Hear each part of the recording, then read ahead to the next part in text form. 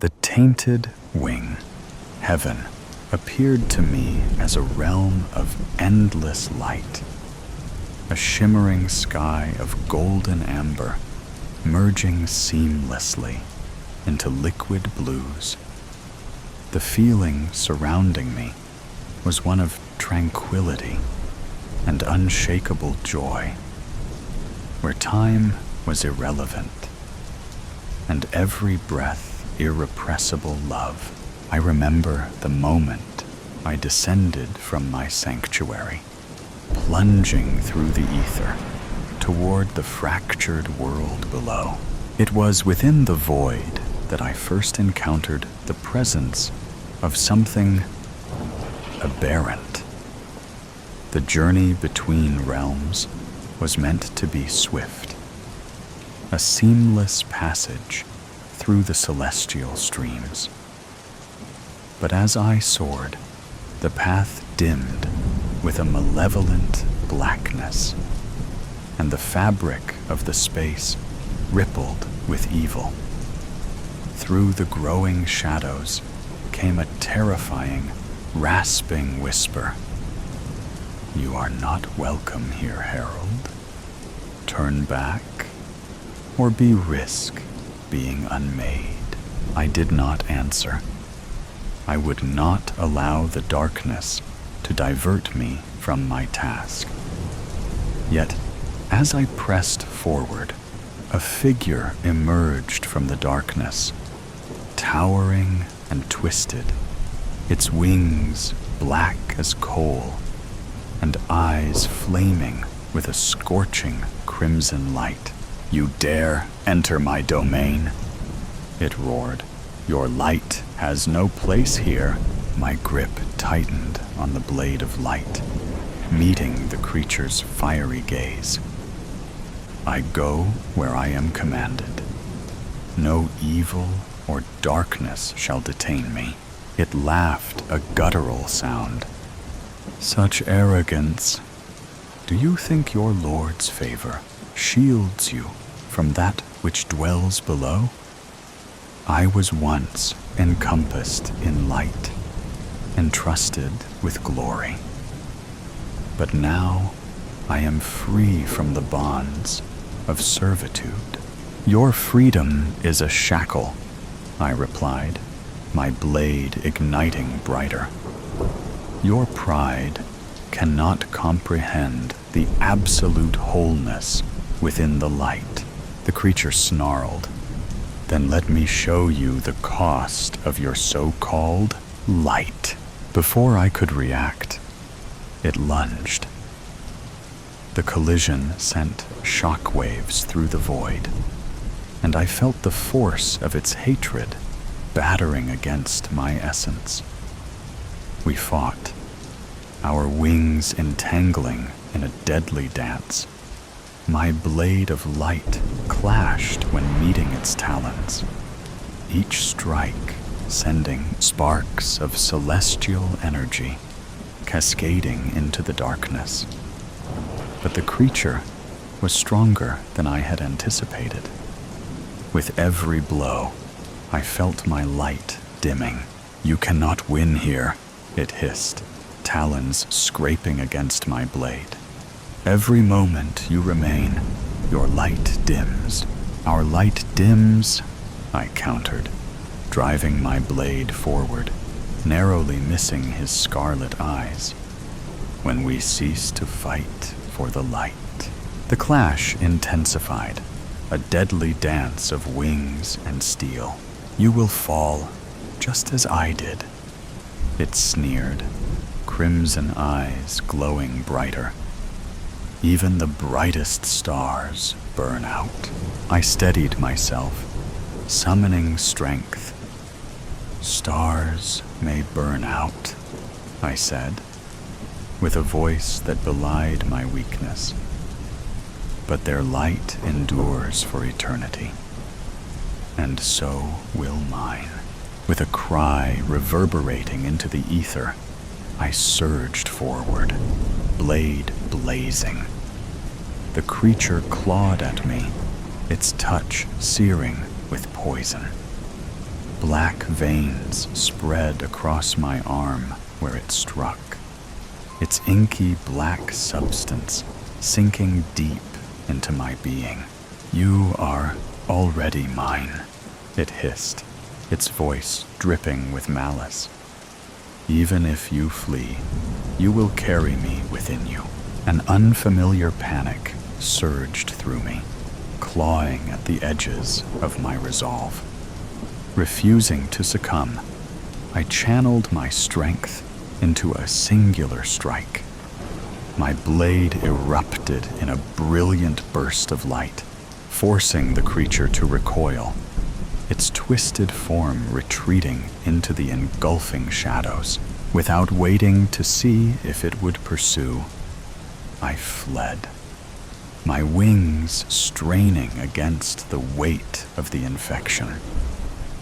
The void was no longer a passage, but a battlefield, the very fabric of it forbidding and hostile.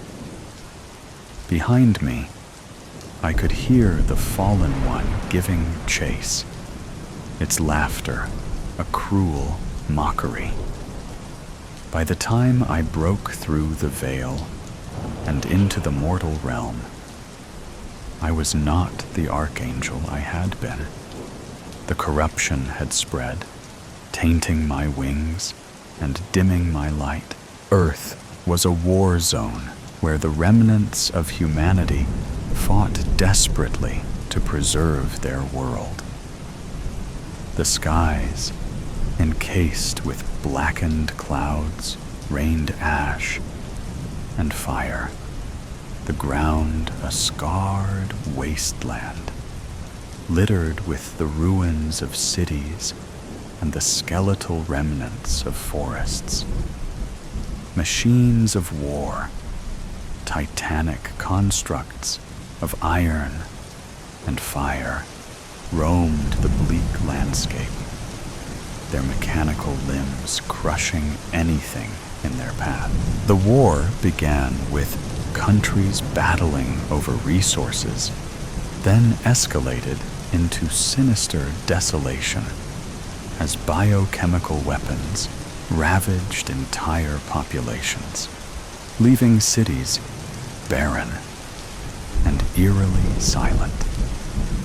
The land was poisoned, the soil blackened, and the rivers ran thick with a dark sludge.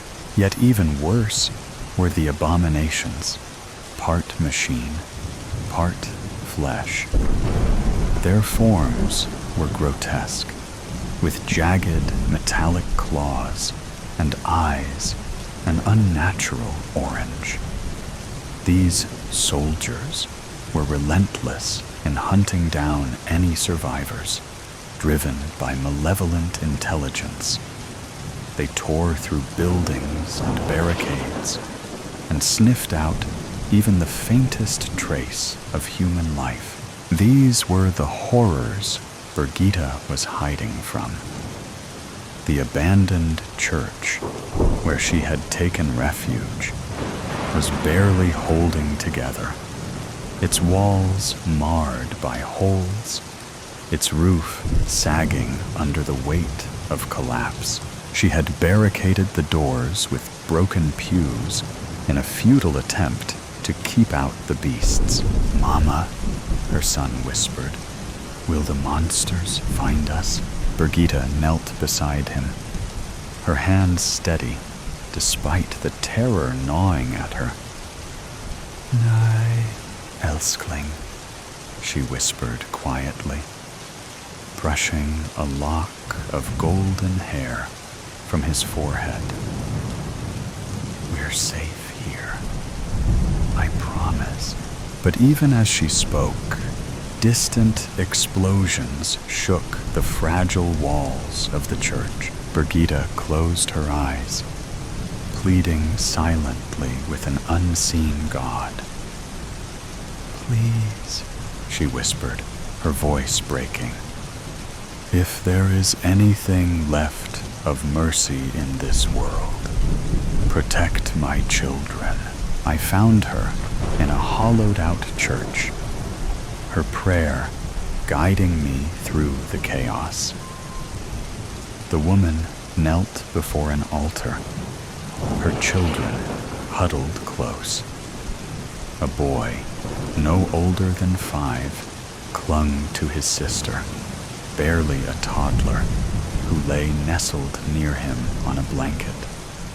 Her voice was rich and warm as she hummed to them, trying to soothe their fears. The echo of my footsteps on the stone betrayed my approach. Her head jerked up, eyes flashing with fear and defiance. One hand gripped a tarnished knife, while the other wrapped protectively around her children. Her long blonde hair, tangled and unkempt, framed her face like a wild halo amidst the grime and chaos. "Who are you?" she demanded, her voice hostile and raw. "A messenger," I replied, my voice strained.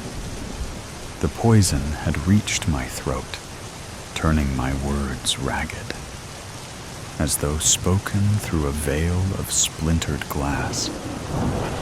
"Do not be afraid." "Afraid? You think I fear you more than what's out there?" She gestured to the collapsing walls, where the thunder of the ravaging war rattled the silence. "Not me," I said softly. "You've prayed for hope, and I've been sent to you to deliver it." Her laugh was bitter. "Hope? What hope is left?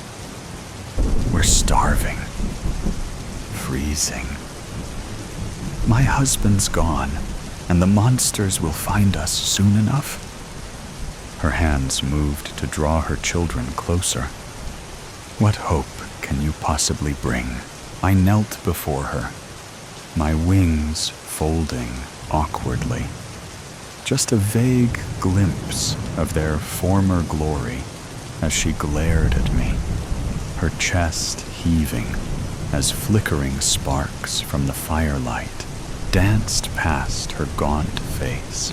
"What hope do you bring?" she whispered, this time softer.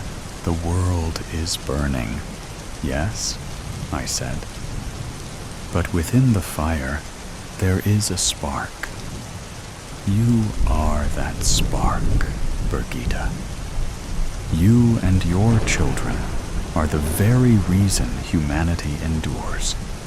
Your love, resilience, and bravery in the face of ruin are acts of creation amid destruction." Birgitta's lips trembled, tears spilling over her cheeks.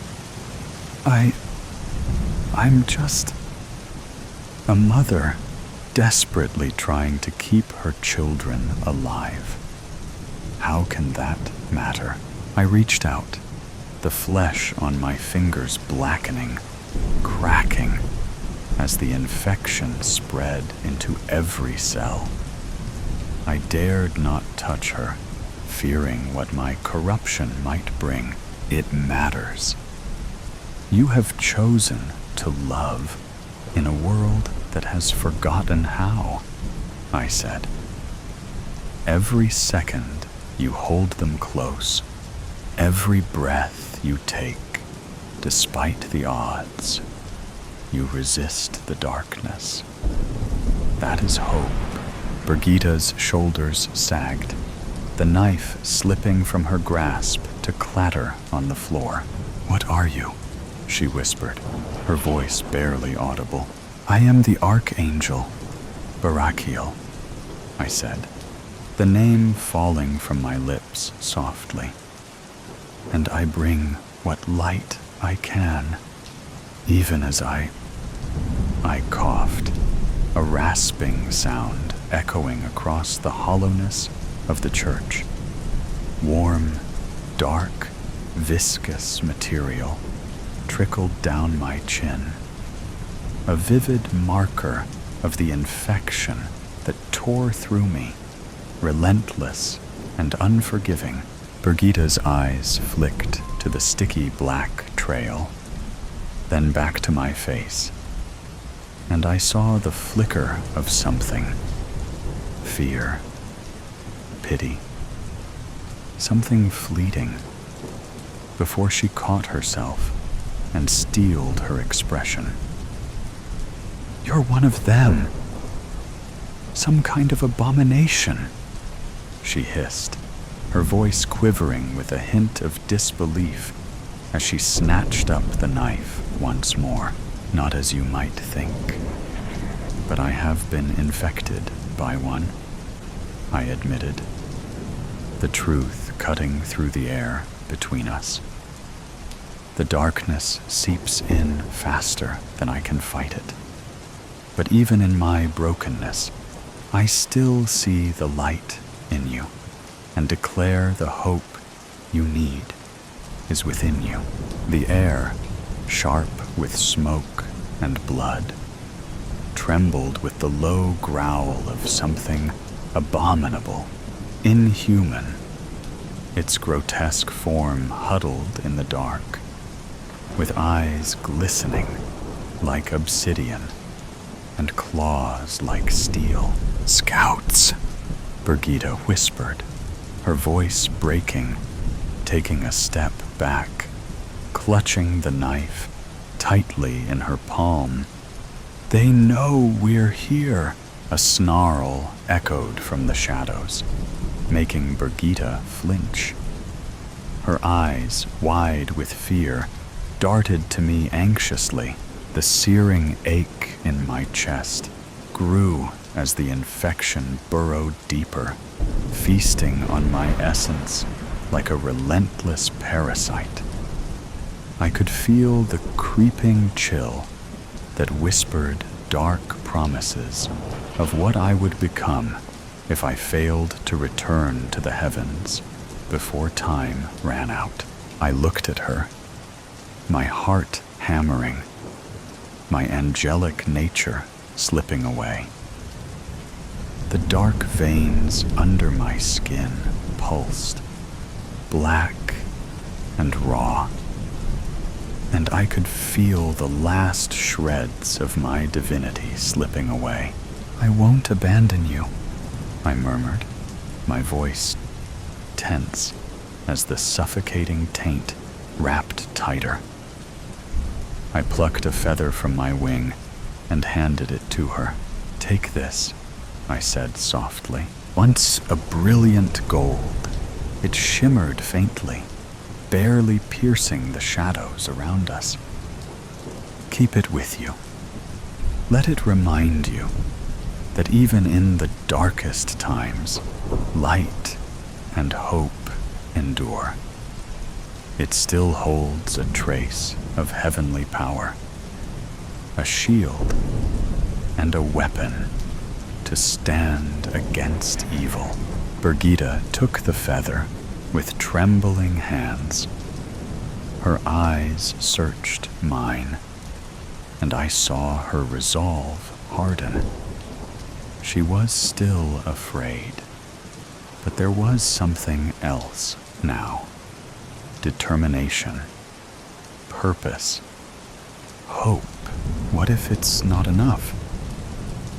Her voice barely rose above a whisper, but I caught it.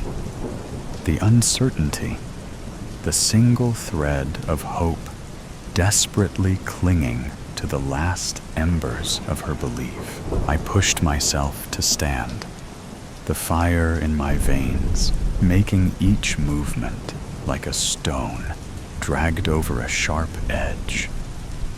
"Then it will at least give you a chance to fight." The creature screamed again, and Birgitta turned, eyes wide in horror, as its shadow slithered past the crack between the doors. "Go now," I rasped, my voice rough and commanding. Darkness crept at the edges of my vision, threatening to overwhelm me until I forced it back, planting myself firmly between Birgitta, her small children, and the looming threat, I unfurled my wings to their full, fractured span, a shield against the encroaching evil. The first shadowy limb appeared, reaching into the crack in the door, talons deftly lifting the latch with alarming precision. The front door burst off its hinges, and the figure that emerged from the darkness was not the hellish machine of war that we expected or anything of this world. The presence that breached the doorway burned with unnatural heat, making the air quiver.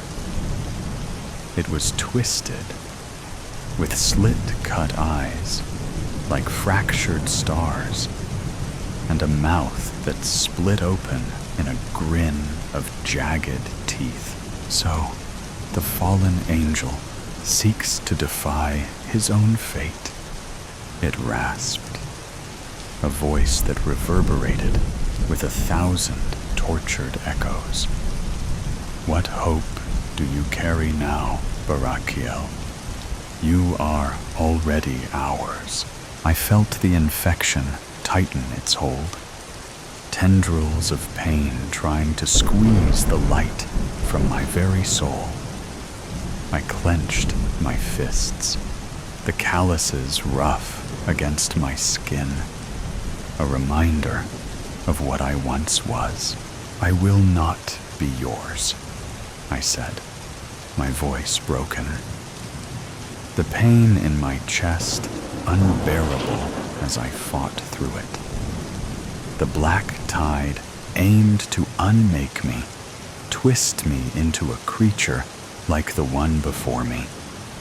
But I would not let it. The creature's grin widened, vile and triumphant. You will carry the dark within you, Barakiel. It will warp you. The more you fight, the deeper it sinks its claws. It is already too late. I raised my head, eyes aflame with defiance. It is never too late while I have breath, I said, my voice slicing the air with the force of a blade.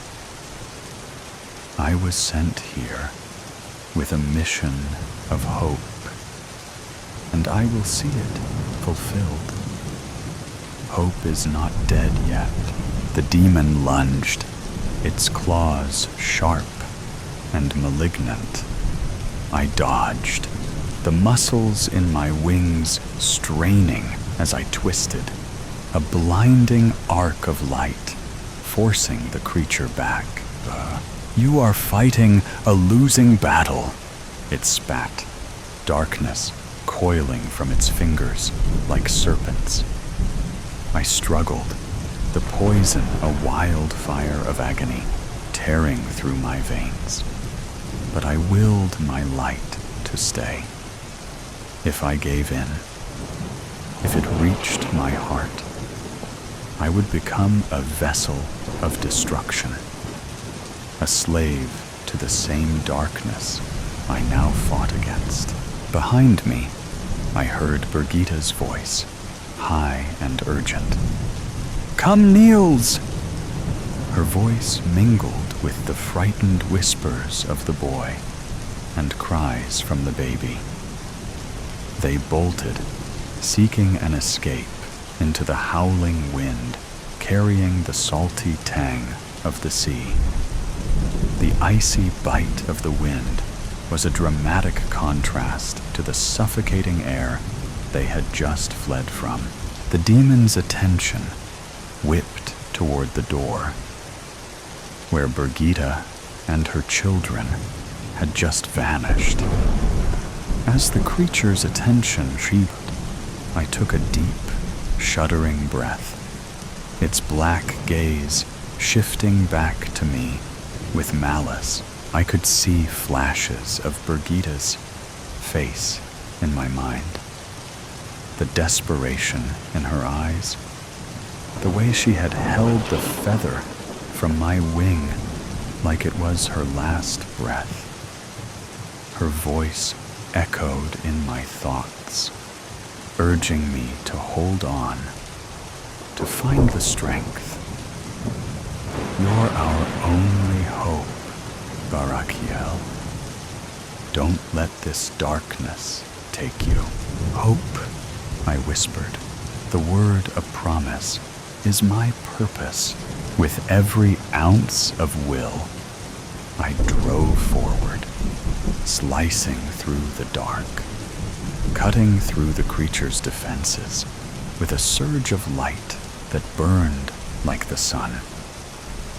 I summoned all that was left of my divine power, casting it into the heart of the aberration, and a final, blinding light sent the darkness sprawling, leaving a broken shadow at my feet. The air shivered, thick with the scent of burnt anguish.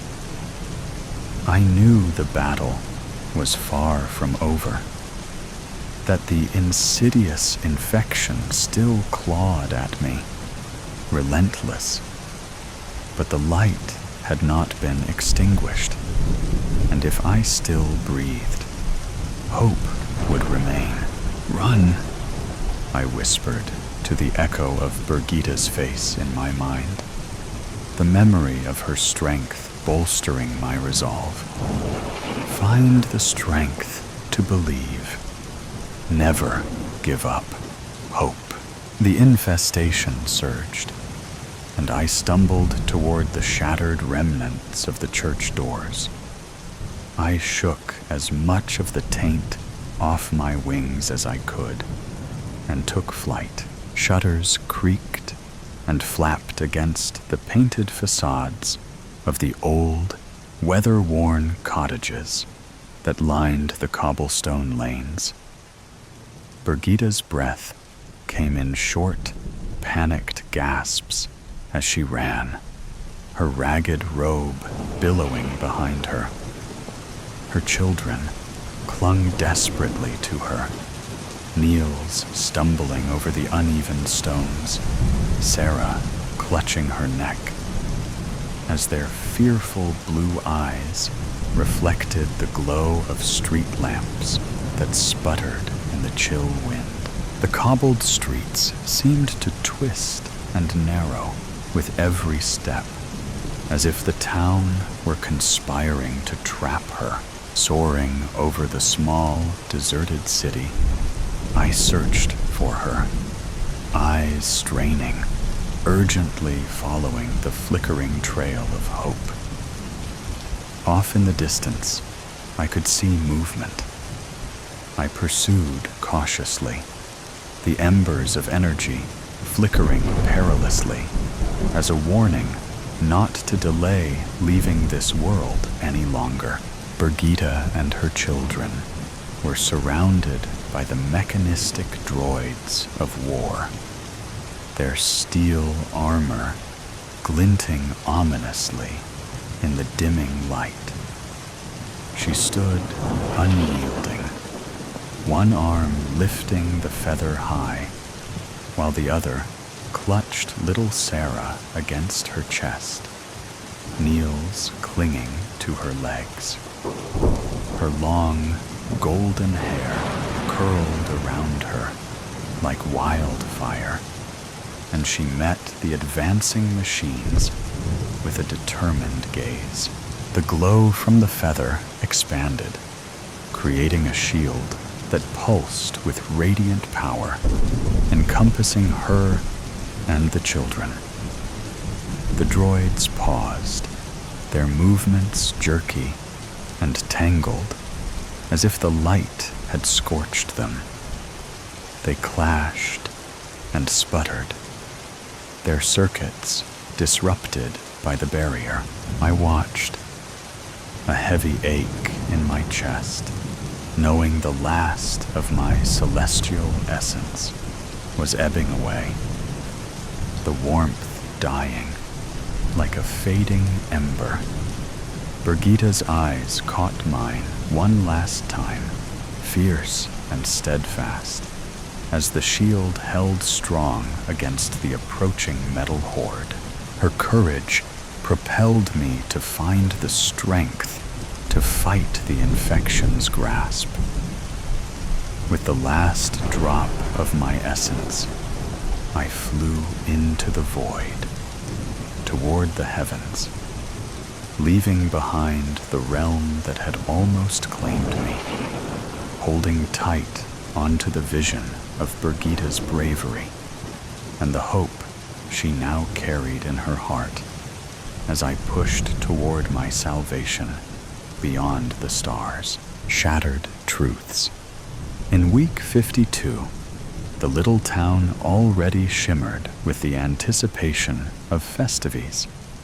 Strings of twinkling lights adorned street corners, their glow reflected in the frosted windows of small houses. The air was somehow alive with the scent of candied almonds, cinnamon, and vanilla, sweet bakeries waiting to be shared.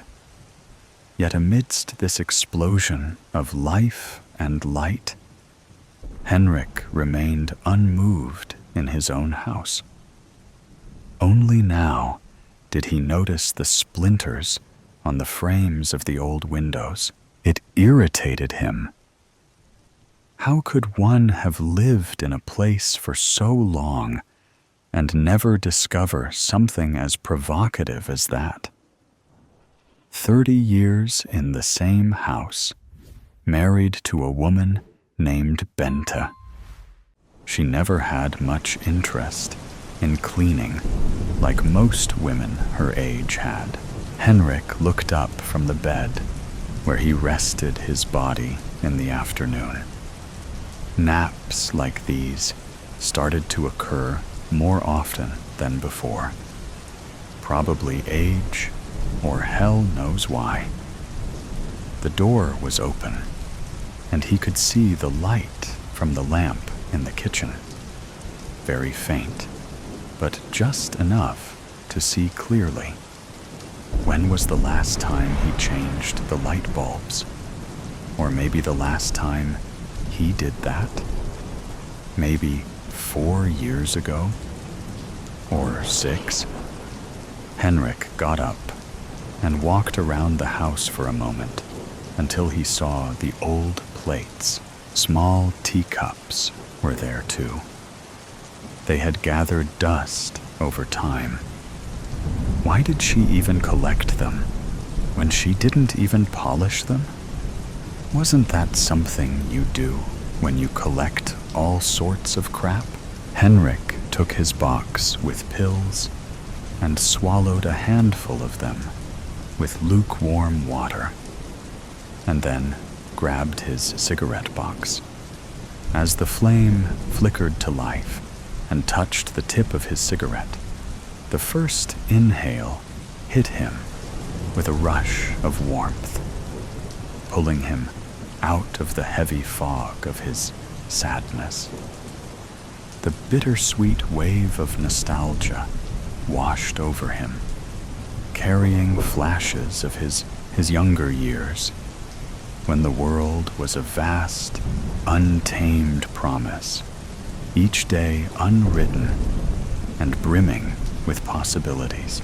Now, every movement was deliberate, every breath a reminder of the disease that gripped his body, unraveling him piece by piece.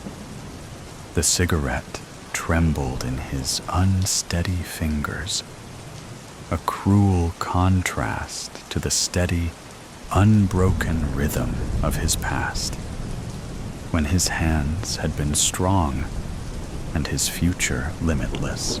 Henrik looked up at the cupboard with the plates.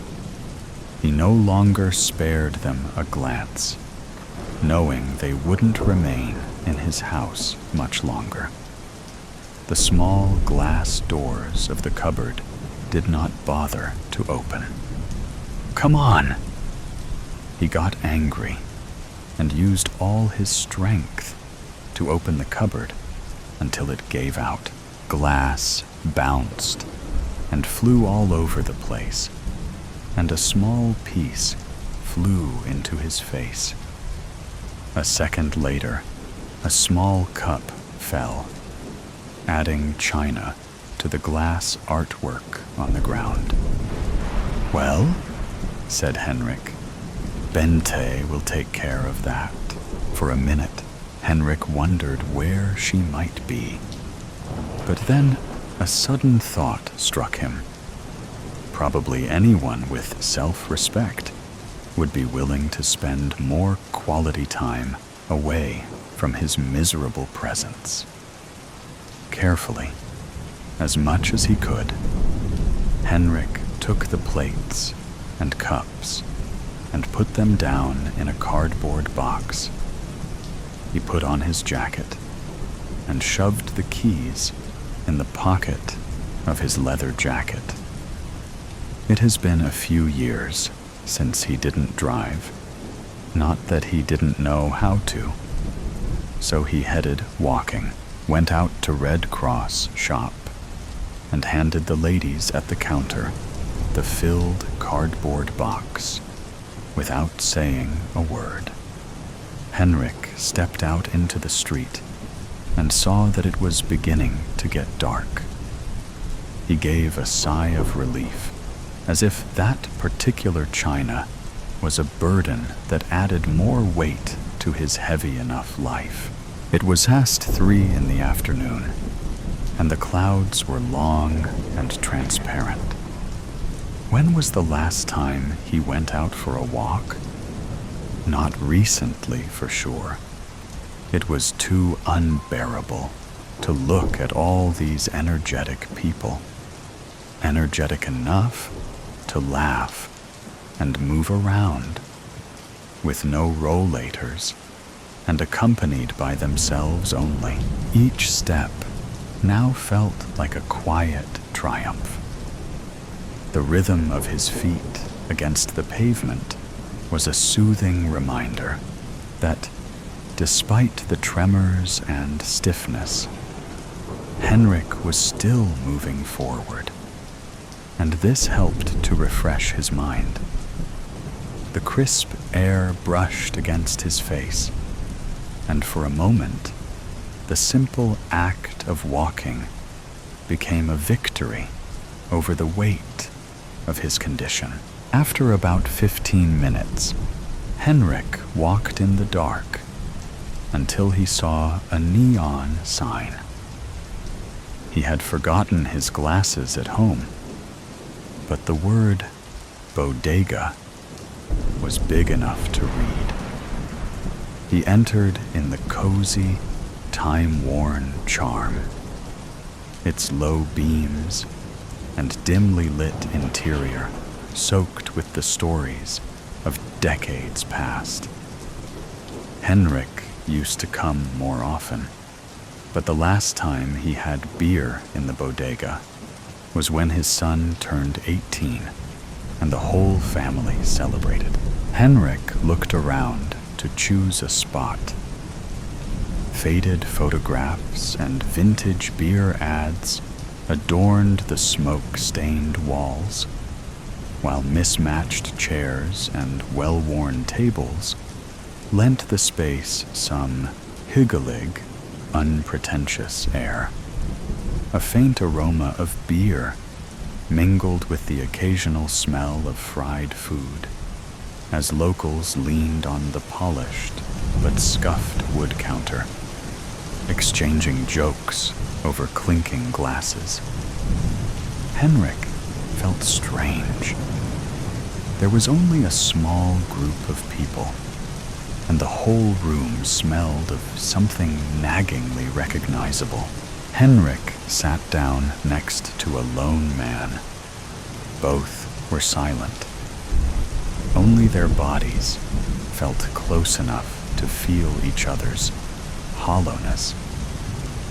Jens could hear Kim's "In a Little While" playing and turned to the guy for some small talk.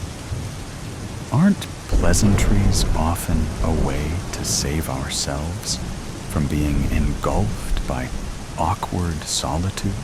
The man looked much younger. Henrik saw him drinking from a small porcelain cup, like the ones he just left off earlier.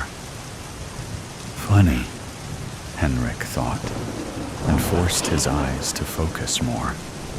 He noted he wasn't a man at all. He was a teenage boy with tears in his eyes. "Are you okay, my boy? What's going on?" Henrik asked. The boy didn't answer, but turned around, revealing a deep gash reaching from his left shoulder to his lower back. Henrik's eyes widened.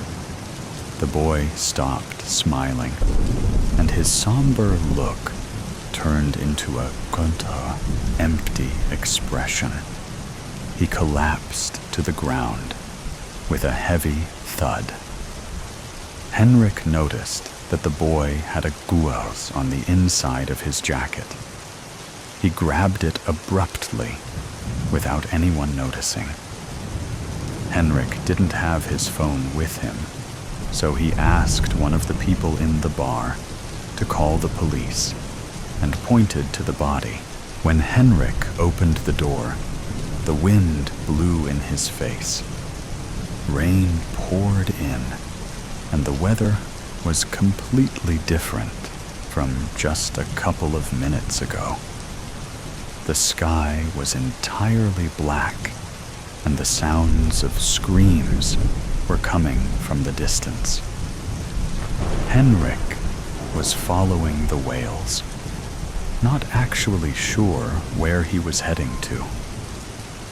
He had almost reached home when he saw two individuals in front of his neighbor's house. They looked like thieves, and when he fixed his gaze, he saw they had weapons in their hands and looked dangerous. They were murderers. Henrik stepped back and was about to hide behind a large willow tree when they noticed him. Henrik took the boy's gun and readied to fire. To his surprise, the gun was empty, and he panicked. Henrik could hear his own snorting breath over the wind. He couldn't run. He couldn't hide. So he just sat quietly on the ground, putting the gun down in despair. Henrik saw a red car driving up the dirt road. It stopped so suddenly that it skidded and slid into the nearby ditch. Henrik felt the weight of his decisions and his fractured memories pressing down on him.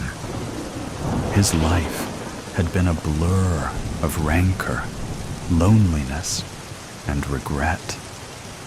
But now it was ending in chaos while the sirens grew louder and armed men scooted closer.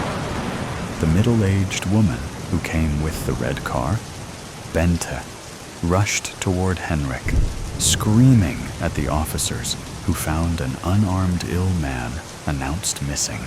"You're late," Henrik muttered, closing his eyes and lying on the grass. But now it seemed she didn't hear him. He got lost twice last week.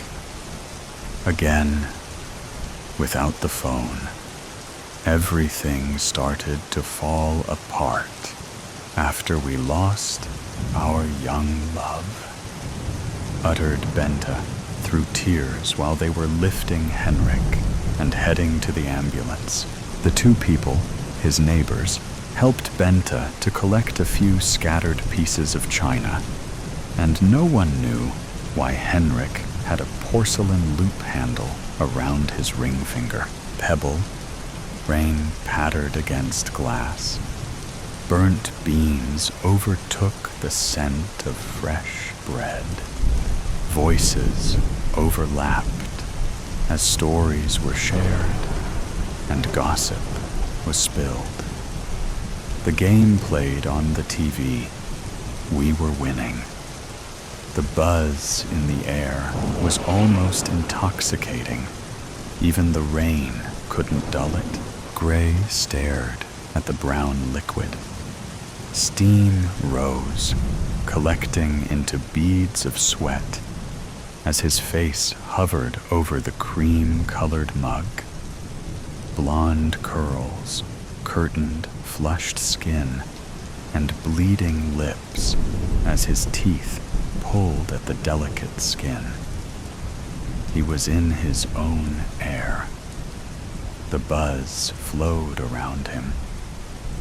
His ears were stuffed with the nectar of the past.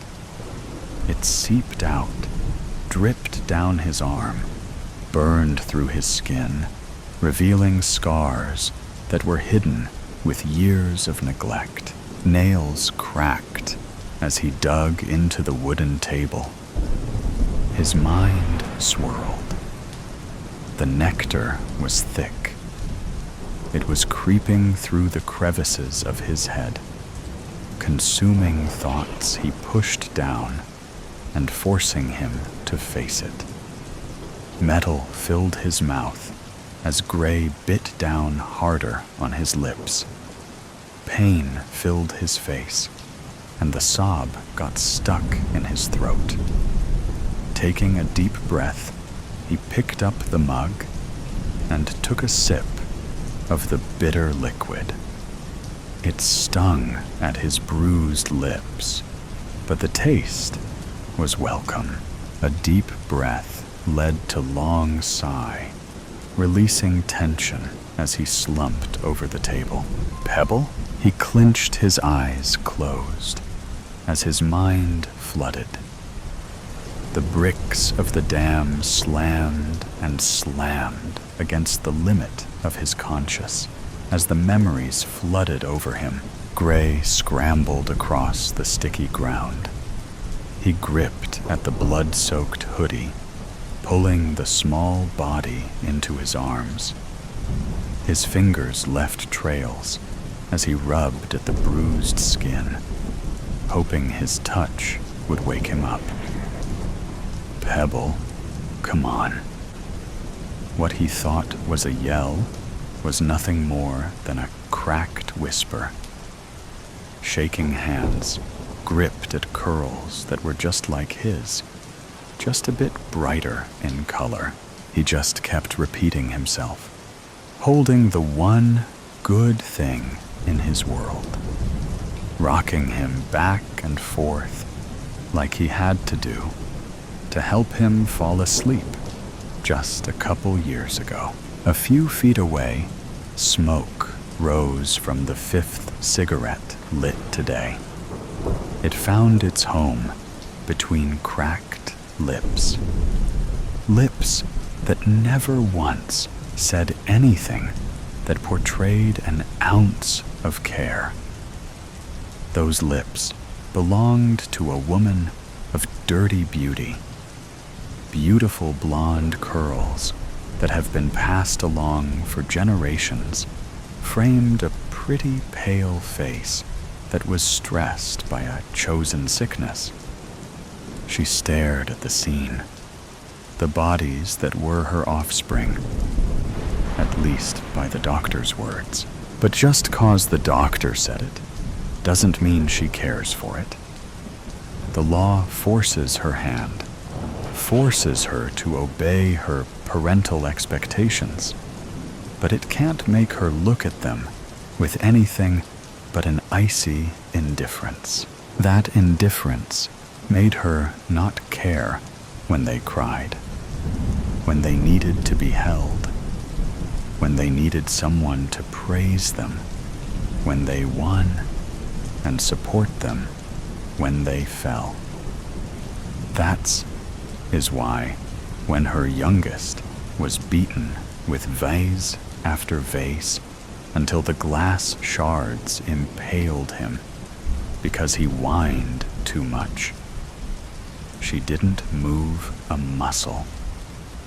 One less expense. Tears were dripping into his coffee, little splatters staining his clenched hands. He took one and bit on it, holding inside his screams as what happened just a few hours ago replayed. Stepping inside the decade-old home, the wood creaking with every step, the excitement he felt with Deku swinging in his pocket, imagining the look on Pebble's face as he held his favorite character in his hands. Then the way his soul dropped into the pit of his stomach. How his vision blurred until the only thing he could see was his little brother laying on the smoke-infested rug, his blood making it an even darker shade of black. The glass fractures, creating a mosaic of different colors that flickered in the light of the dusty swing lamp. Knots formed at the bottom of Gray's stomach. It burned. It hurt. The more he pushed it away, the more it forced itself forward. Their mother sitting there, watching, dusting the ashes off her pants. Their father's snores, traveling from down the hall. He bit into his skin until it split. Luckily, his shirt was black. No one could see the blood that was making it stick to his chest. Just the dirt that's layered on top of it. He couldn't leave his brother laying there. Someone had to bury him. Someone tapped him on the shoulder. Gray turned his head, blood trailing down his chin. "Are you okay, honey?" It was a middle-aged lady. Her hair was thrown into a tight ponytail that made her sharp features pop out even more. He licked his sore lips. Looking down, he had bit into the white meat of his hand. Blood trickled down his skin and dripped onto the table. Puffy eyes, blood-tinted skin and lips, dirt-stained clothes. Gray knew he looked a mess, swallowing his answer. His voice probably wasn't going to work anyway. He grabbed his coffee mug and walked right past her. Curious eyes probed at him as he walked towards the glass doors. Someone behind him was asking him to wait. But he didn't listen, or he couldn't hear. Either way, he walked straight into storm, the rain soaking his body in just a few minutes. Puddles splashed, cars honked, wet grass coated abused shoes. Gray let his feet lead the way. They brought him to the park. It was empty, of course. He climbed onto the playground, crawling his way into the little tunnel, the one place that was still dry. Somehow, he was still holding on to the mug. He took a sip. It tasted like brown water. In the tube, surrounded by the rain cascading down, he let himself cascade. Sobs spilled out until his whole body shook. His hands not able to find the right place to stay. He kept trying to stick them in his pockets, but then he remembered Deku wasn't there. It was tight in Pebble's hand. He gripped his hair, his scalp protesting. His mother's nonchalant figure, his father's peaceful rest, Pebble's warm body lying there, still lit something in him. Everything he was holding inside, all that he kept hidden, to keep a smile on his little brother's face, all he dealt with to protect him, everything he never gained that he gave. His sobs trailed off into a coughing spill. His mind broke. The pain spilled over, the cuts, the bruises, the memories. The mug cracked in his tightening grip, his shaking hands from the cold, or his anger he didn't know. With a crack, the mug spilled into his lap, and a deafening scream spilled from his lips. The force bruising his already sore throat. It filled the tube. The storm swallowed it, taking his pain into its grasp as his vision blurred with red. Paranoid delusions. The wind buffeted him wildly, and the rain hammered down relentlessly. He was walking near the local creek, which was connected to the suburb's storm water drains.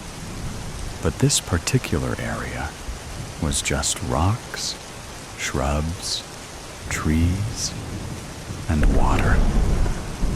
Hastily, he made his way down to the muddy stream, which, at this time, was pitch black, and stepped into the water. This would be a sort of baptism. He descended into the water and dunked himself in it. It was too shallow to cover his entire body, so he splashed some water onto his head. Now he was ready for whatever this night held in store for him. As he ascended the side of the creek, he saw before him the well-trimmed grass soccer field, lit by down lights on the large steel poles surrounding it, and began to stagger in its direction.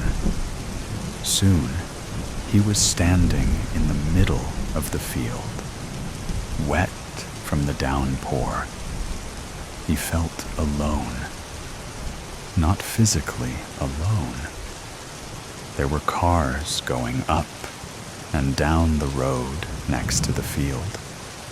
But as far as he knew, nobody knew he was out here. But strangely, he saw someone approaching in the light. It was a middle-aged man. Thunder boomed across the field. "What are you doing out here?" "Best to be truthful. I'm waiting for the world to end." "Have you come to join me?" Lightning lit up the sky. "Yes, I'm out here for the same reason." They both turned and looked at the houses, whose steel back fences met the side of the field. "Do you think we're the only ones who know?" The rain belted down on them both. "I think so." The thunder from the lightning rumbled heavy and hard, as more great arcs lit up the sky, and the rain became heavier. The man looked at him through the gelatinous downpour. "How did you get here?" He replied in a frantic rush.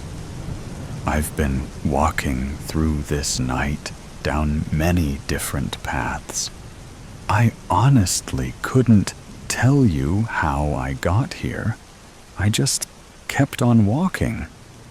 Eventually, I hit the creek over there, and then I came to this field."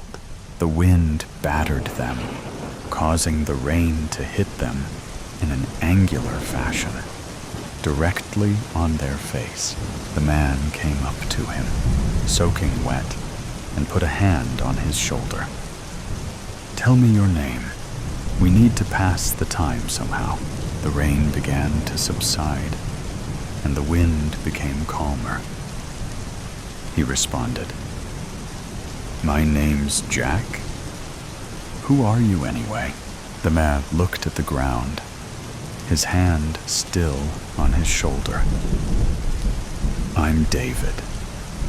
Tell me everything you know about why you're here. Tell me everything you know about the world ending.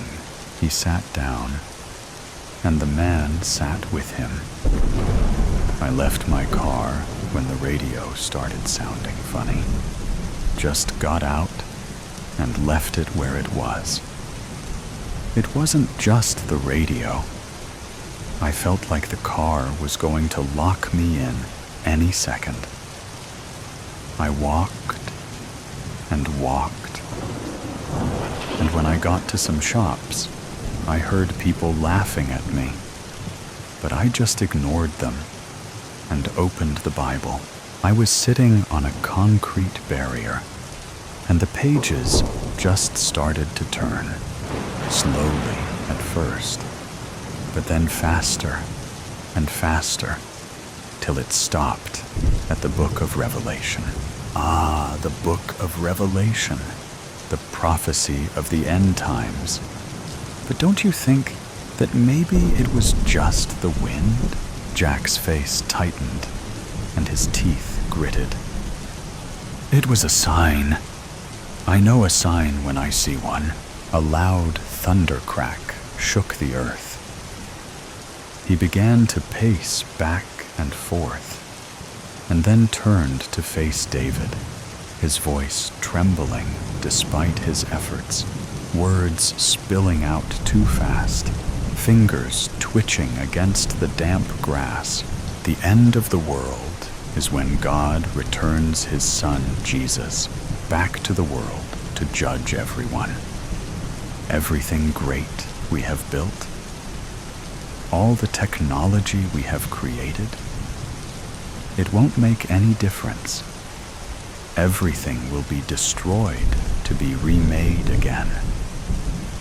All the wicked will be sent to hell, while those who believe will be given new bodies and will live forever with God, Jesus, in their midst. I see, said David. I'm not going to debate your beliefs with you. I respect your choice. But tell me, what made you think it's happening right now? He began to pace again. It started as a feeling. I was feeling so amped up. And then I saw the pages turn on my Bible. And then this crazy storm started happening.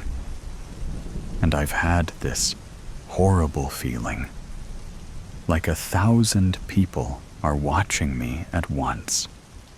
If I close my eyes, I can almost see them looking at me. And then, when I was in my car, I heard people singing my name. I don't know why they were doing that. Maybe they want me to think I'm special. So I'll think I am the Messiah, but I'd be a false Messiah, so I can't let them control me, David replied softly. I can see there is a lot going on for you. Let's break this down. So, the storm made you feel more alert, more vigilant. The way you said it before, it was as if your feelings created the storm. But don't you think the storm might have been what, in your words, amped you up, and not the other way around? The wind became gentle. He continued, his voice calm and reassuring, and the feeling of being watched. This could be paranoia. Many people who become paranoid feel they are being watched. And when you heard people singing your name, are you sure that's what you heard? Do you think maybe you misheard? Or perhaps you're hallucinating. In any case, you left your car running in the middle of the road. I hope it hasn't been stolen. His shoulders slumped. The clouds were clearing, and a few stars were visible through the soccer field lights. Everything you're saying could be true, but if I can't trust my own feelings, how can I know anything? I'm a Christian. I believe God can talk to me. Is God deceiving me? Silence descended upon them, with only a faint breeze gusting back and forth. David smiled. Listen, I respect your beliefs, and I'm sure that there is something in those beliefs that allows for God to communicate with you in certain ways. But let me tell you something. He opened his wallet and pulled out a card. I am not actually here for the end of the world. I'm here to find you. I'm a psychologist in the public mental health care system. Your parents have reported you missing, and I'm here because your phone allowed us to track you. That might sound like a breach of privacy, but believe me, it's in your own interest. Right now, I believe you are mentally unwell, and I want to help you. Look at the both of us out here, soaked from head to toe. I need you to follow me over to my car so we can take you somewhere where we have medicine that can help calm you down. It's going to be hard at first. The medication isn't perfect, but if you keep taking it, you will get used to the side effects. And then things like this won't happen again. Hopefully. He looked down, wondering at everything he had just heard. How do I know you're telling the truth? How do I know you're going to take me somewhere and torture me? You know the world is filled with people who hate Christians. How do I know you're not a Satanist and part of a plan to make me lose my faith? Tears began to fall from his eyes. I believe that God can get me through anything. But honestly, I don't know if I could hold up under torture. The wind began to pick up again. David's face took on a look of empathy. All I can say is that I promise I'm here to help you. If God is going to communicate with you, it will help if you're thinking straight. And that's what we're going to try to do. Help you to be able to think without succumbing to delusions and paranoia. I've seen many cases like yours, and I really do feel for the people we treat. Will you come with me? He felt a sense of resignation. All right, I'll come with you. Though the ground was soaked, he could feel the firmness of the earth beneath his feet. The two of them walked off the field. The air was now completely still, and crickets could be heard chirping in the night air, distorted. I left home 5 years ago. As soon as I crossed that stage, high school diploma in hand, bypassing my peers, swept up by a wave of crying mums and proud grandparents. I was done. The boot of my car held as much of my 18 years of life as I could stuff into 3 boxes and 1 suitcase. I'd armed myself with a bank account full of every tip and paycheck I'd received from my waitressing job and an early acceptance offer from a university 2 states away, as far as I could get from a place I'd once called home. The night before, as my parents sat in some fancy restaurant for a reservation with friends they'd forgotten to tell me about, undoubtedly arguing with each other behind plastic smiles, I packed away my clothes and books and bed sheets in neat little rows until my room was almost barren. Apart from the old wooden furniture, my bedroom was cleaner than it had probably ever been, and I laughed at thinking about how, if the situation was different, it might finally make my mother happy with me. At 10:07 p.m., they arrived home, my father slamming the door as their whisper shouting floated upstairs. I knew they weren't being considerate of the fact that I might be sleeping, but rather they worried about the possibility that a commotion might alert the neighbors, that they would see through the cracks in the foundations of their picture-perfect dream house. They didn't come in to say goodnight. Hadn't since I was 8, and old enough to read myself to sleep. As I pulled out of the parking lot and left my formative school years in the back windshield, I thought about what my parents would tell their friends, the neighbors, the busybodies in the grocery store checkout line. Would they lie and tell everyone I had accepted a scholarship for some prestigious university overseas? Or maybe I'd traveled to Africa to work in humanitarian aid. Something they could brag about and say, "She's made us so proud." Possibly, they'd invent a job with NASA or an internship at Google. They hardly knew enough about me to know what I'd actually be studying or what I wanted to be when I grew up.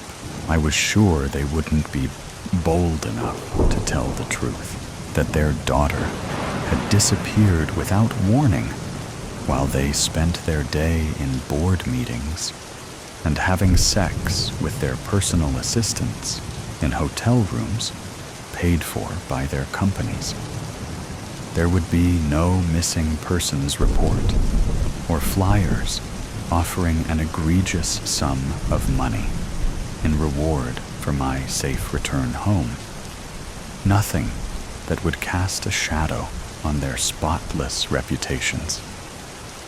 I would fade further into the background of their lives, as if a figment of their imagination, only resurrected when one of their friends spotted me in one of the professionally shot family photos, stilted and artificial, and asked after me.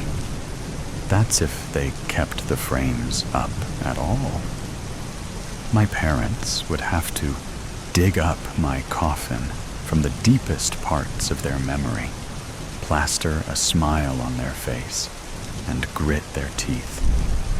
They would spin some vague anecdote about speaking to me on the telephone last Tuesday and how well I was doing. And maybe they'd go visit me at Christmas. They'd have forgotten all about me by the time they brought out the first course. I mean, they hardly remembered I existed, even while we lived under the same roof. That's why I was so shocked when they called me one Sunday, 5 years after I left town and never looked back, and asked me to come for a visit soon. I had no idea how they knew my number. I'd changed it after moving and never given them the new one. That's why I didn't respond for almost a minute after hearing my father's voice through the tiny speaker. I almost convinced myself I was dreaming or having a stroke. Maybe I'd temporarily slipped into an alternate reality where it was normal for my father to have my number, to call me out of the blue and invite me over. Anything to explain why the fuck he was calling. There was no special occasion. Nobody was sick and dying, and there was no upcoming birthday to celebrate.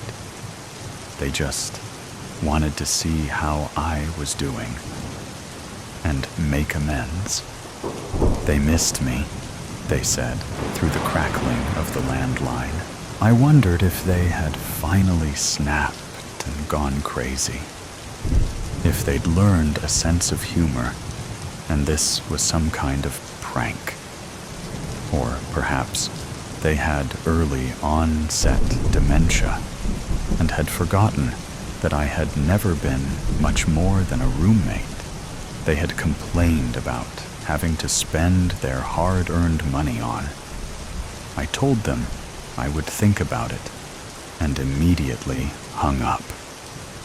I spent the next 2 days trying to forget about it altogether until I came home from work to a letter in my mailbox, a one-way ticket dated 2 weeks from then, set to arrive at the airport an hour out from the town I grew up in. On the front of the envelope, my address, written in my mother's sloping, elegant handwriting. Nausea settled in the pit of my belly. How did they know my address? I'd not kept in contact with a single person from my childhood. The hairs on the back of my neck tingled as the growing sense of being watched settled into my skin. Then a thought popped into my head. Had they known the whole time? Had they known where I was all these years and never bothered to reach out? Suddenly, I was 12 again, and realizing my parents were never going to care about me the way the kids at school were cared for. This confirmed what I had always known. I was alone in this world. It took some deliberating, but I decided I would go.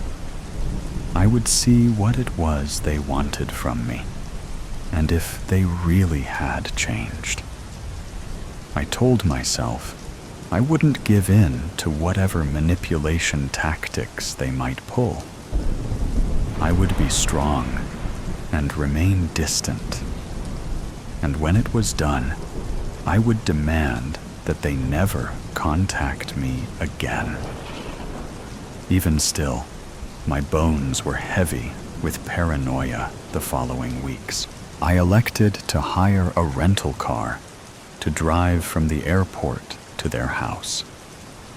There was no way I'd give my parents the satisfaction of driving me, of having any modicum of control over me once more.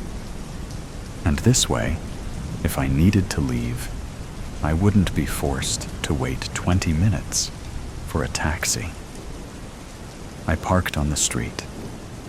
The house had been repainted a soft, eggshell color instead of the previous gray and rows of gardenias lined the fence where there had once been neat box hedges. I breathed deeply through my nose before raising my hand to knock. My mother pulled the door open as my fist made contact with the wood, causing me to stumble back. She must have been watching me from the window. Waiting, she was smiling.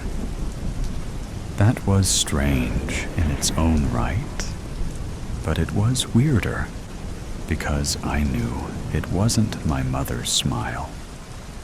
Her smile never reached her eyes. She would never do anything that would cause lines to form on her face. Her smile always gave you the sense that she was laughing at you rather than with you, pitying you. My mother did not smile, but when she did, it was always forced. This was a genuine smile. It was happy. I felt immediately that something was deeply wrong.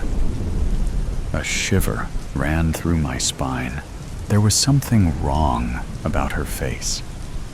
It was fuzzy around the edges, as if she was wearing a mask. I rubbed at my eyes with closed fists, trying to clear my vision. But the effect remained. I figured I was tired from my flight, but the closer I inspected her, the clearer it became that something was off. It looked as if someone had tried to draw her face as accurately as possible. After taking a long glance at a picture of it, my mother reached towards me with outstretched arms and drew me into an embrace. I stood stiffly, with my arms by my side, trying and failing to remember when she had last hugged me. Surely at some point in my childhood. Definitely not after the age of 10. She invited me inside. This house was nothing like the one I'd left. Cold and sparse, decorated as if a model home. It was warm and filled with color and light. I wondered if somehow my memories of my horrible, lonely childhood had managed to warp my recollection of the house itself. But I knew that wasn't right. This new hallway was illuminated by a warm glow, and funky paintings hung from the walls. The dining table was set with a red gingham tablecloth that my mother would have called tacky, and a vase of sunflowers. In the kitchen, my father took a large tray out of the oven before pausing to take a long pull from the neck of a beer bottle. I had never seen my father drink beer before. He used to say it was the common man's drink, and that real men drank whiskey. He turned to say hello, and where his face had once been clean-shaven and professional, stubble grew freely. Like my mother, something was off, and it wasn't just the facial hair. His nose was smaller than I remembered, eyes just a fraction too far apart. From afar, or at a passing glance, it was the man I'd grown up with, but as he stepped closer to greet me, his features shifted. It was like looking at an optical illusion, and when I changed my gaze, the true image would slip into place. They watched me. To anyone else, it might seem they were worried, for I hadn't said a word since my mother opened the door, but I could see it in their eyes, the suspicion. They were wondering if I'd noticed, waiting for me to say something. I stuttered out empty platitudes about being happy to see them, and they shuffled me over to sit at the table. Dinner was pistachio-encrusted chicken breast served with a peach and goat cheese salad. When my father announced the menu, I stopped short, fork raised halfway to my mouth. My mother was allergic to pistachios, This was a fact she despised, as she perceived any sort of weakness to be a flaw, and my mother was not flawed. I said as much, but my mother just stared at me with an odd look and told me she didn't have any allergies. She never had.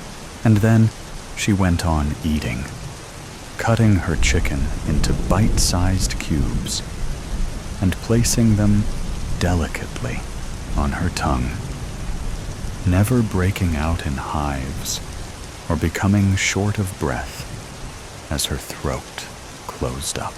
I was beginning to feel as if I was going out of my mind. I managed to stumble my way through conversation, letting my parents do the brunt of the work, barely processing a word they said. I excused myself to my room, citing exhaustion and an early night. My father followed with my bag, and as I reached the top of the stairs and turned right towards my old bedroom, he laughed at me.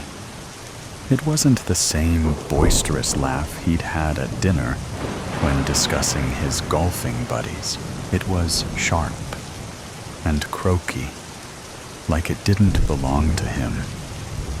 I hadn't seen my father laugh enough as a child to know which one was more his own. My bedroom was to the left, he said, with a curious look on his face. Don't you remember? And he pushed past me, guiding me down the corridor to a room I knew was not mine. I followed him slowly. Inside the doorway, he dropped my bag, calling good night over his shoulder as he moved back downstairs. I locked the door. The furniture was the same, but there were pictures on the wall I had no recollection of. Myself and my parents at the beach and in the snow and with my grandparents. These were not my pictures. My mother hated the sand, and the first time I'd been to the beach was with some uni friends a year after I left home. I had never met my grandparents, let alone taken photographs with them. They had both died before I was born. I sat down on the bed. It was made tidily, with the same striped sheets I had packed in a box all those years ago. I sat there for hours, listening as my parents cleaned and made their way to bed. When I was sure they were sleeping, I slipped out the door and into the rental car. As I drove to the airport, heart racing against my rib cage, I knew one thing for sure. I was certain that those people were not my parents. Colorless heart. Set your story in a world that has lost all color. Colorless Heart by Lucy Apatow. Marie roused from sleep in the double bed inside the Paris Hilton Hotel. She sank into the comfort of the silky sheets and the fresh fabric smell. A smile splashed across her face, unable to open her eyes just yet.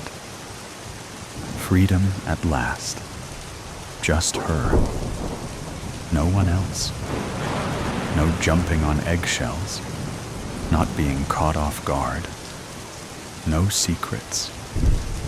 No lies. Just Marie.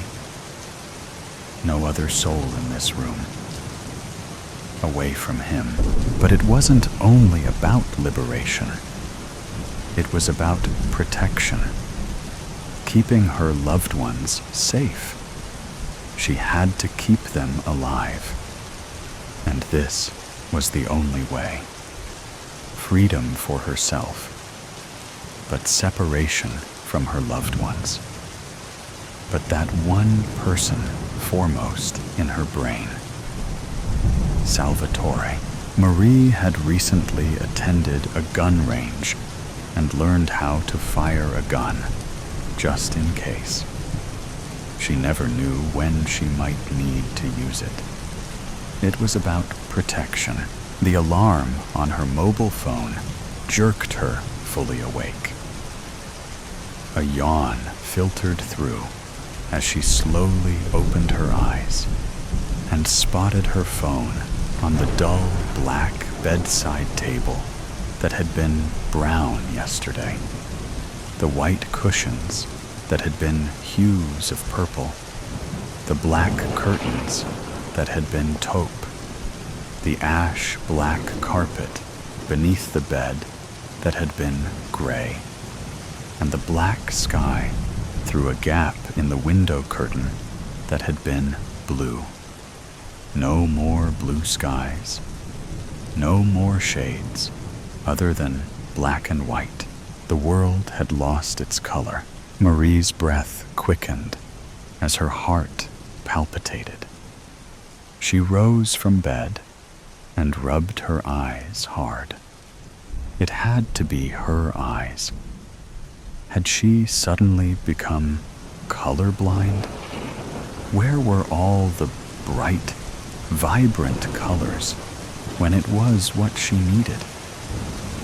She shut, then opened her eyes, but nothing changed.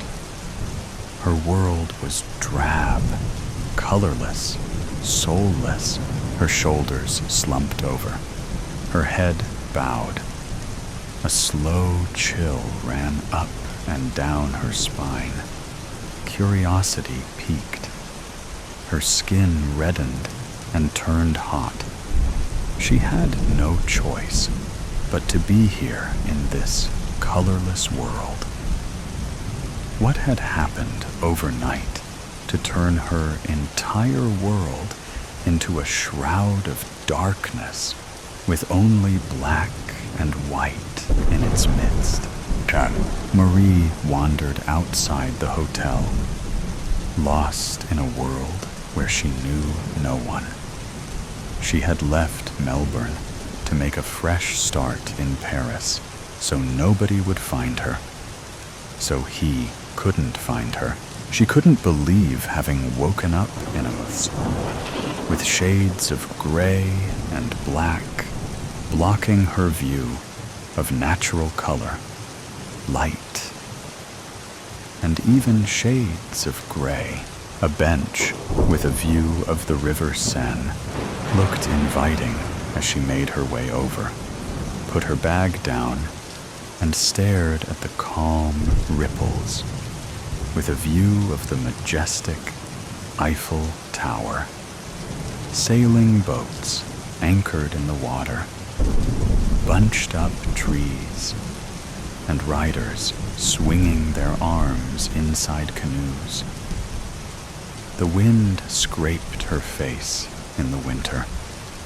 Nothing but black and white. Marie flashed back to her former life. Back home where she worked as an interior designer, married to a man she didn't love, and friends who would most likely understand her escape. Yesterday, her world was dark. But today, after she awoke, it became darker, grittier, and scarier. Did this lack of color mean something? Could she no longer design with color to refresh old homes or design new ones if she wanted to start over in France? She had not rung anyone except her best friend Helena about her sudden escape for their own protection. With a call from a burner phone, she announced her safe arrival. "Do you have color, or has the world changed?" Helena replied, "What are you talking about? The things in the world. They're in black and white, Helena. I woke up this morning and nothing was in color.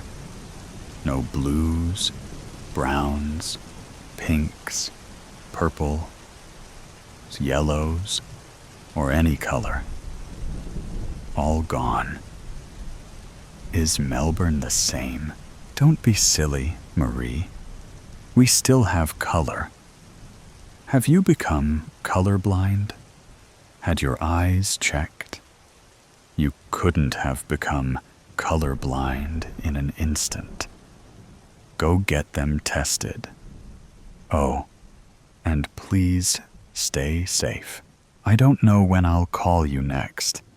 You know how he is.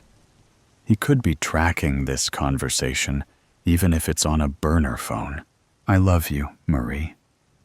And I'm glad you're safe now. One day, we'll be together again." Marie fought back tears after ending the call. She would miss her loved ones, but she still didn't get what was going on. Was she the crazy one? Or did only Paris lose its color?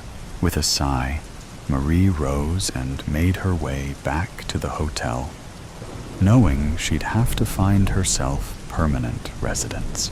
As she crossed the wide road, a towering man brushed her shoulder. "Oh, sorry." He locked eyes with her and walked ahead of her on the other side of the road.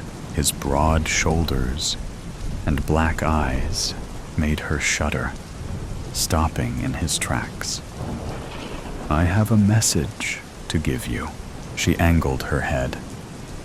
"Who are you?" "Here, take this," he said.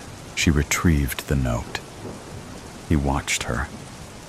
Who the hell was this guy? And why was he making her nervous?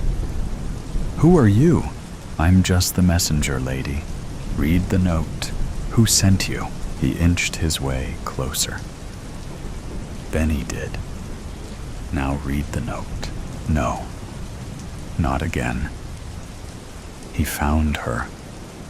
Would this bastard ever leave her alone? With a shuddering breath, she unfolded the note, her hands shaking and the back of her neck sweating. Bits of her skin prickled. What was this?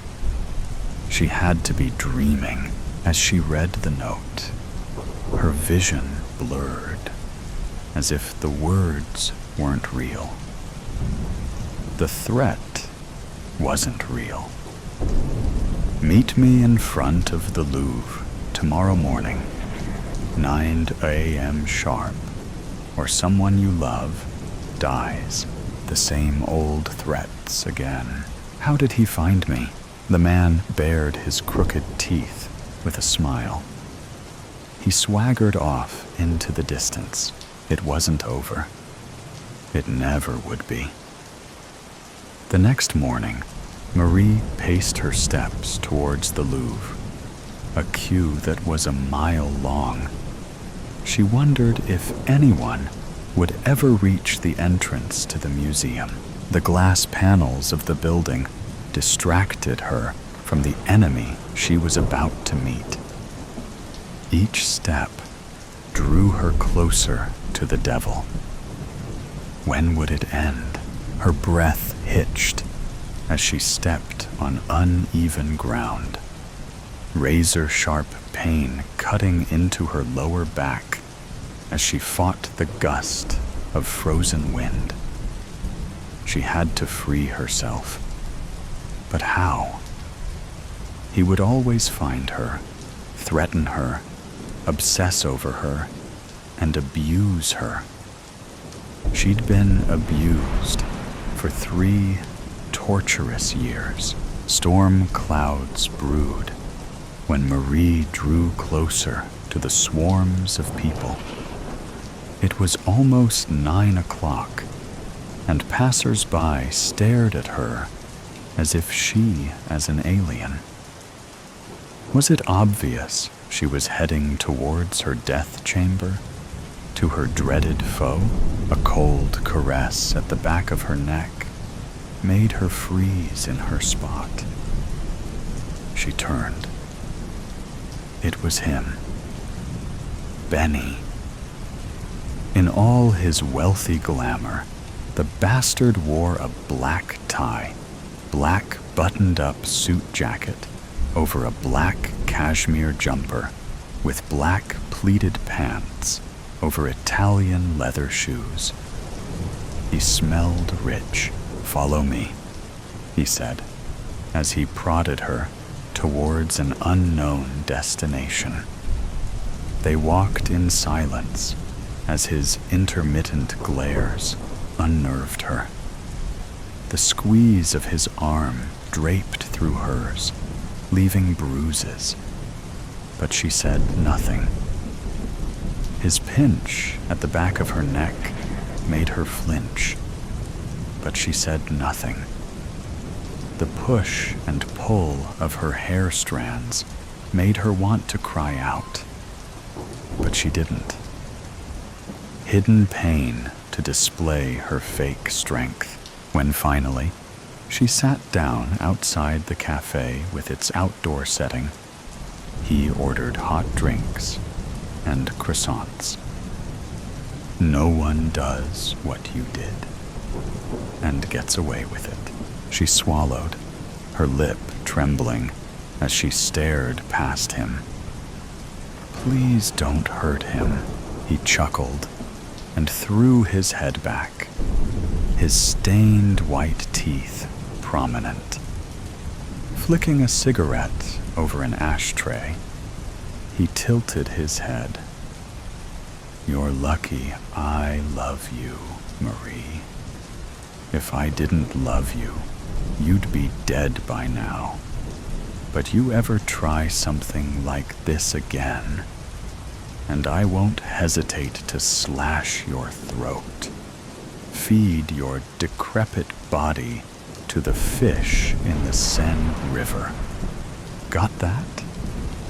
She nodded, a black spot clouding her vision. Puffs of smoke floated towards her and made her cough. Not that he cared. He was a narcissist. He retrieved his phone. Watch this. No, I mean business, Marie. I don't blow damn smoke up my arse. She gripped the phone and saw him, tied up to a chair, gagged, beaten, tortured. Two black eyes, bruising across his cheek, haggard, frail, head hanging down low, as if giving up. No, don't give up, my love. Never give up. A gasp of air grounded her. Rattling teeth must have made her look scared in front of him. Is he all right? He scoffed. That depends on you. You put 1 foot wrong. Leave me again, and he dies. Only when we're safely back home, he'll be released. The waiter returned with the croissants and hot coffees. Sorry about the croissants. They're a little overcooked, but these are more their natural yellow. Marie winced. But those croissants are black, not yellow. He waved a hand. Don't mind her. She's the constant joker. But no worries. We'll have them as they are. The waiter nodded. Black, you say? Benny glared. Leave us. The waiter walked off with a curious gaze. He turned to her. What is wrong with you? Can't you see the color of the food? How could he not see what she was seeing? What was wrong with her? No, everything is black and white. I don't see color anymore. He laughed. Are you telling me you don't? You see the brown coffees, the blue ashtray, the beige tablecloth, my red tie, my dashing blue eyes. Her heart missed a beat as she gritted her teeth.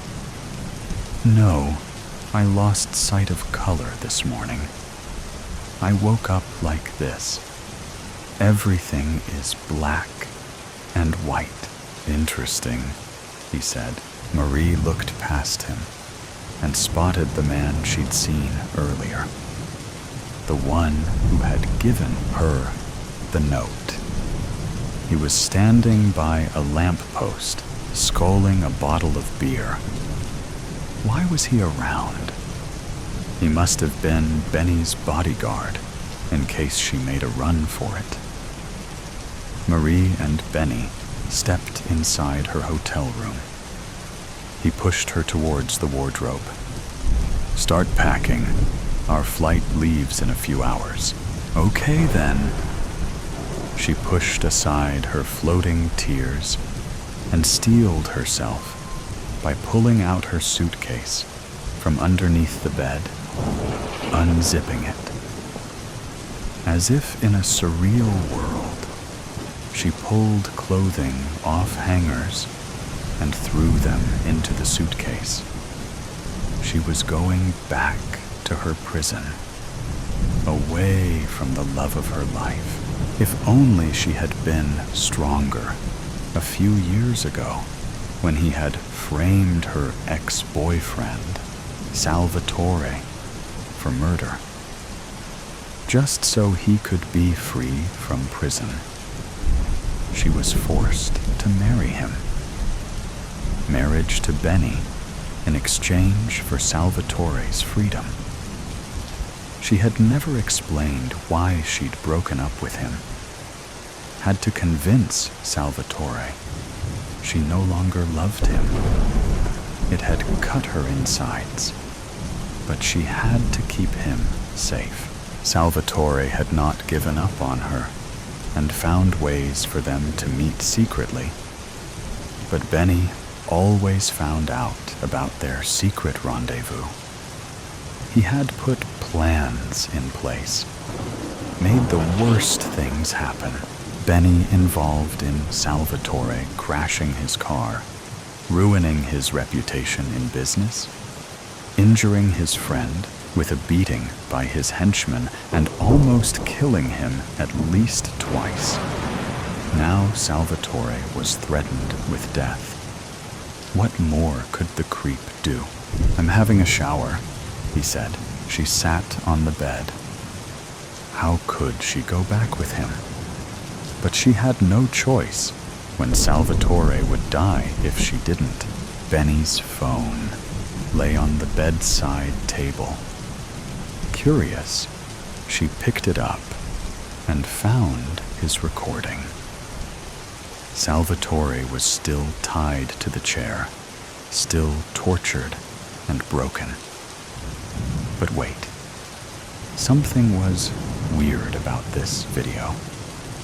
The actions were the same. His movements repeated in a cycle, as if it was on a loop. This wasn't her true love life. This was a fake video.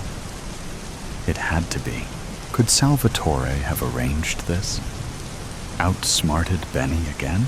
She smiled to herself. Now she had a chance to do something. Fight him. Hurt him. But no, she wasn't a violent person and had morals. Nothing like Benny. What could she do? Run away again? But Benny might pursue Salvatore and never stop. He would never stop finding her until his own death. She knew that. So what could she do? She could never reason with a crazy person. A knock on the door made her jolt in her spot. It could be anyone. Her heart racing, she slowly opened the door and flinched when the man from earlier pushed past her. "Where's Benny? What are you doing here?" the man whispered in her ear. "Listen, Salvatore will set you free. Get out of here." She swallowed, her vision blurring. "What?" The back of her neck sweated as one ear listened in on Benny in the shower. "No time to talk. Leave.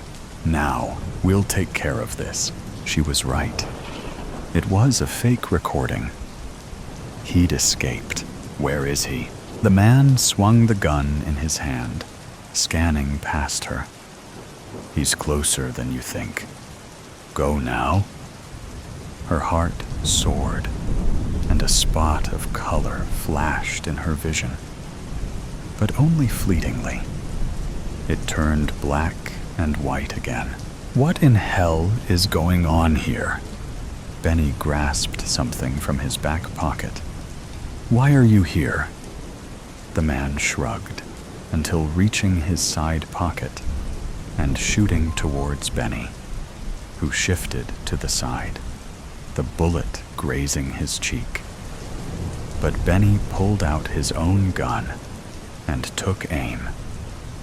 The gun hit the man square in the chest.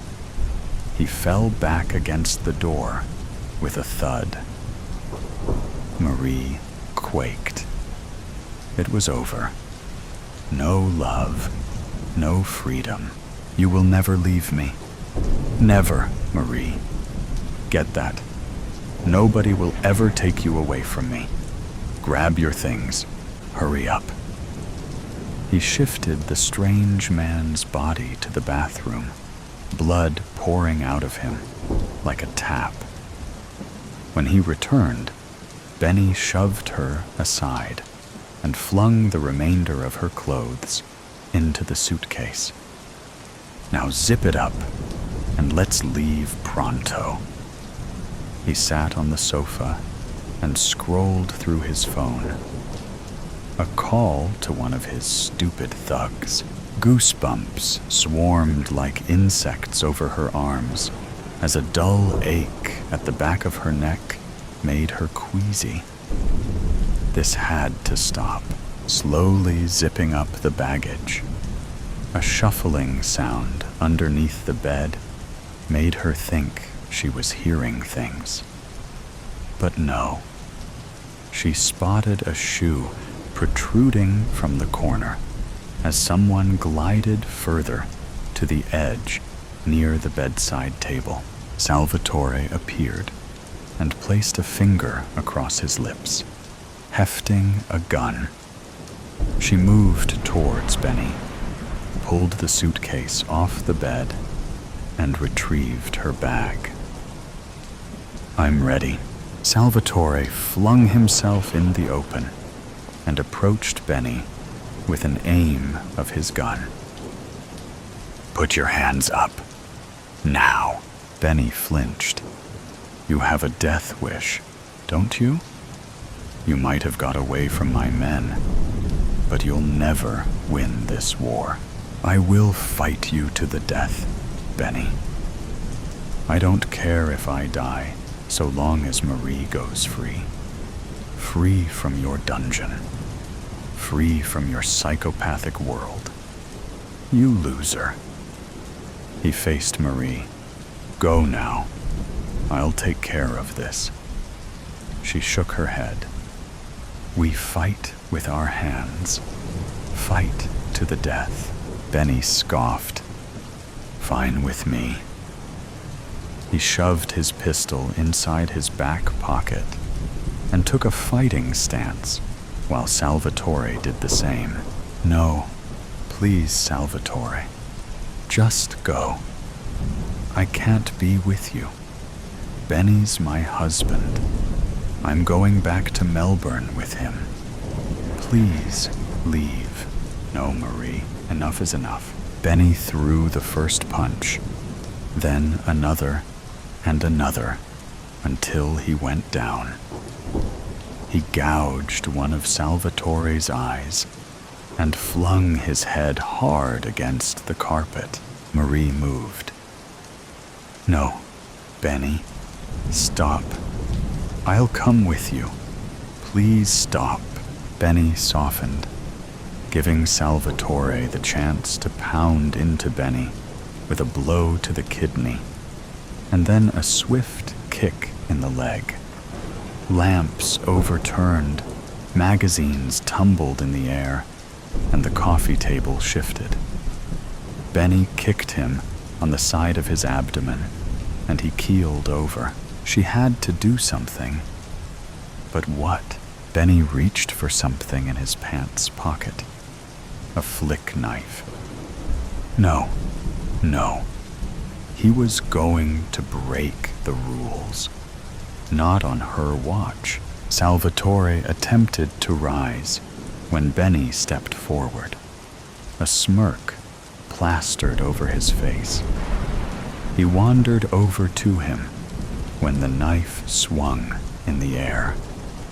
Marie reached for his back pocket, pulled out the gun, and aimed. "Stop, or I'll shoot," he scoffed. "You don't have the guts. Don't even know guns." Benny ignored her, about to stab Salvatore in the throat. Marie pulled the trigger and shot him twice in the stomach.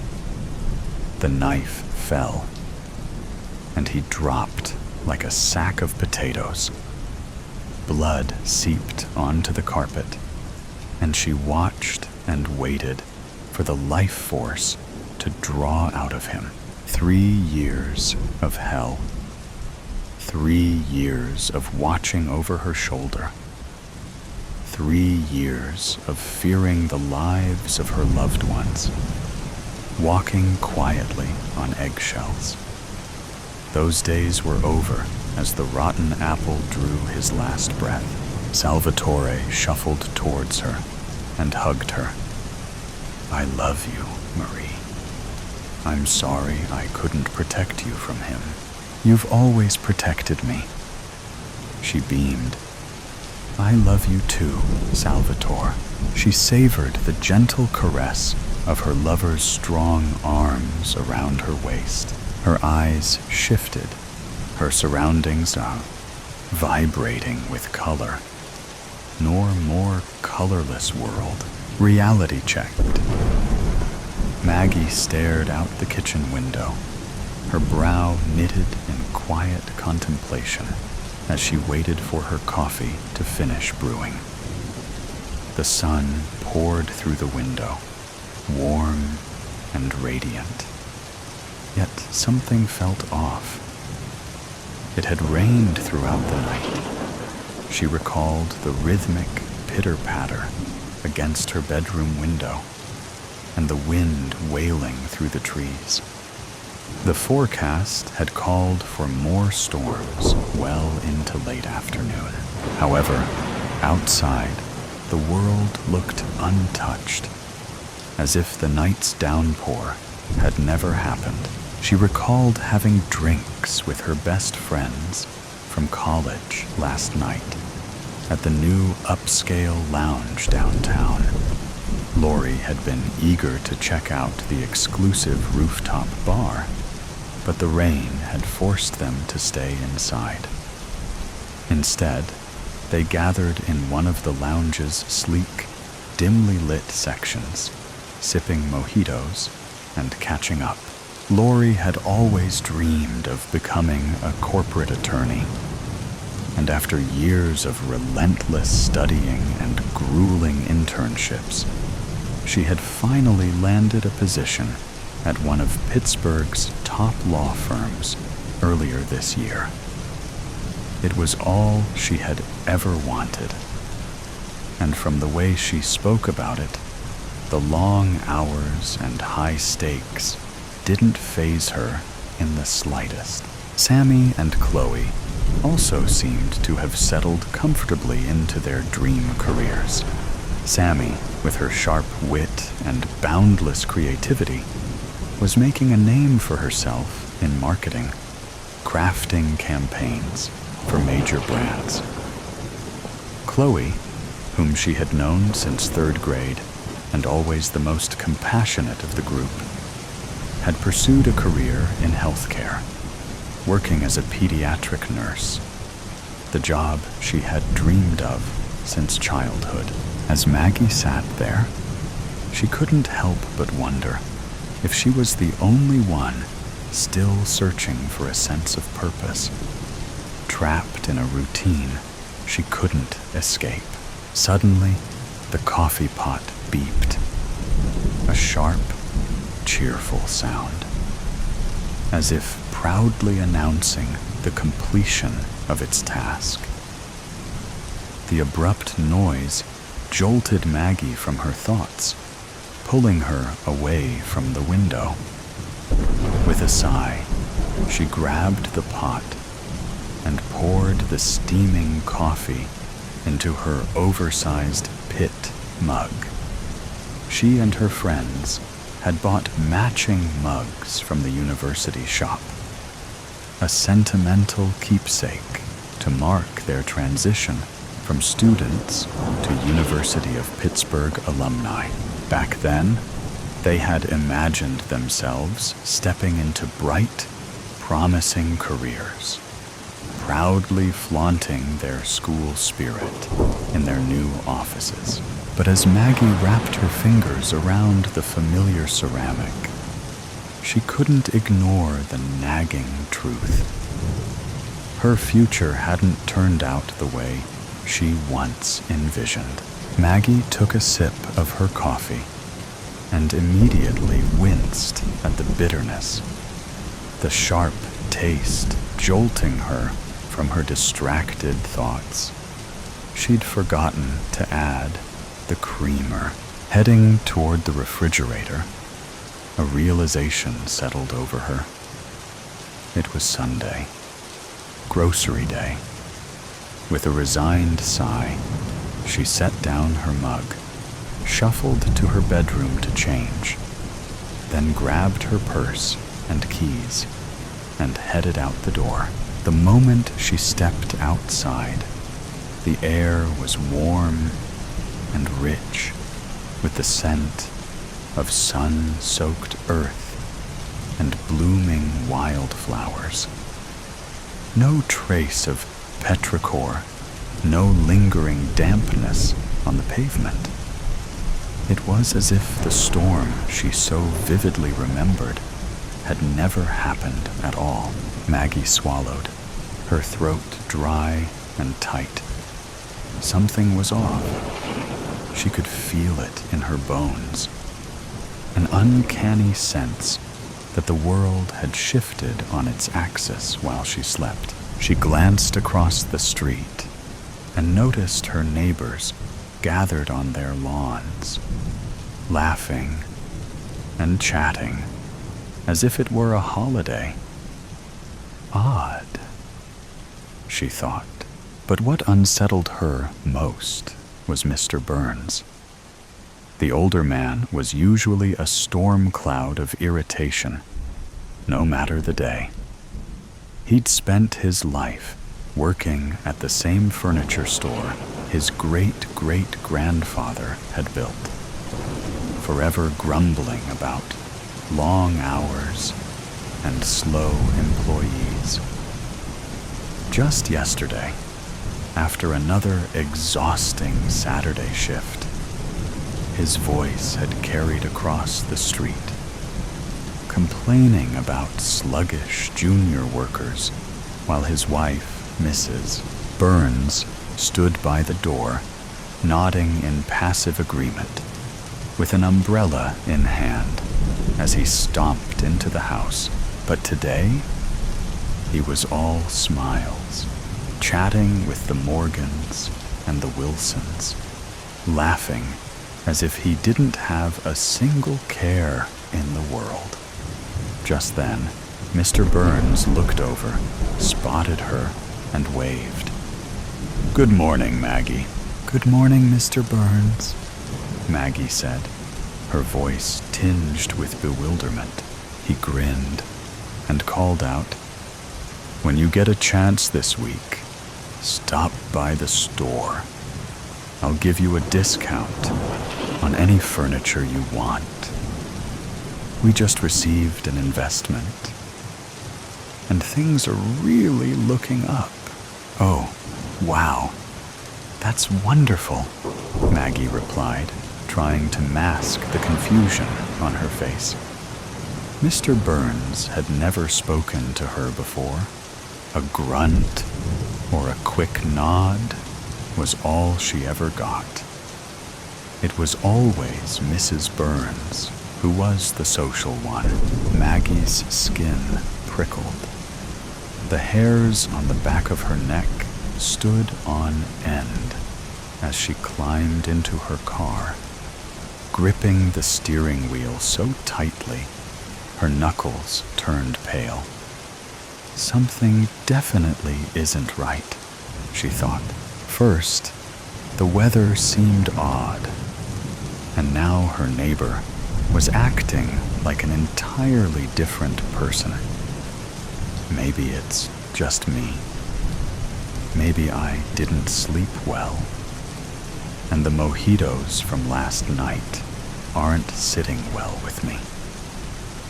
But no matter how she tried to rationalize it, every instinct screamed that something was undeniably wrong.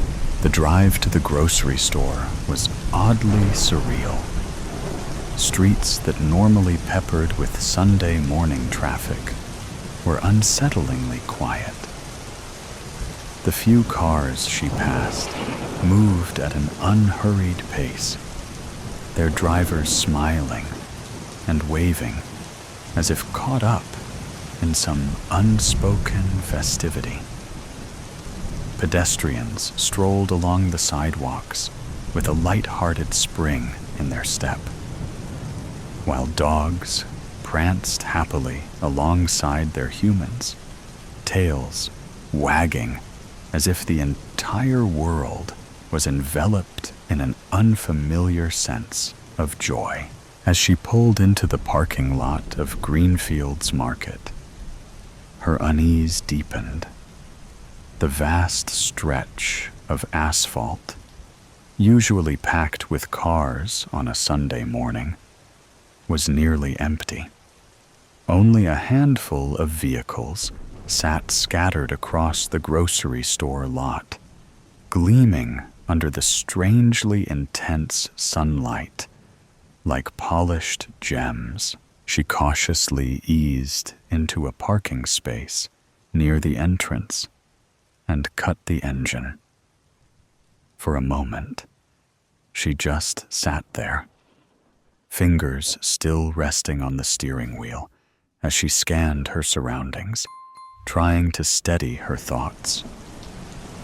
"What is going on?" she whispered to herself. Finally, after calming herself, she grabbed her purse and stepped out of the car. The door closed shut behind her, the sound echoing across the parking lot, unnervingly loud against the surrounding stillness. As she approached the store, the automatic doors slid open with an almost too cheerful whoosh, releasing a wave of cool, conditioned air. The familiar fluorescent glow spilled onto the pavement, blinding her momentarily, forcing her to blink rapidly to adjust her eyes. Her gaze landed on the store employees gathered at the entrance, their faces lit with excitement as they chatted and laughed. They held a large banner that read, "Welcome to Greenfields Market. Happy grand reopening. A new beginning awaits." A grand reopening? This surprised Maggie.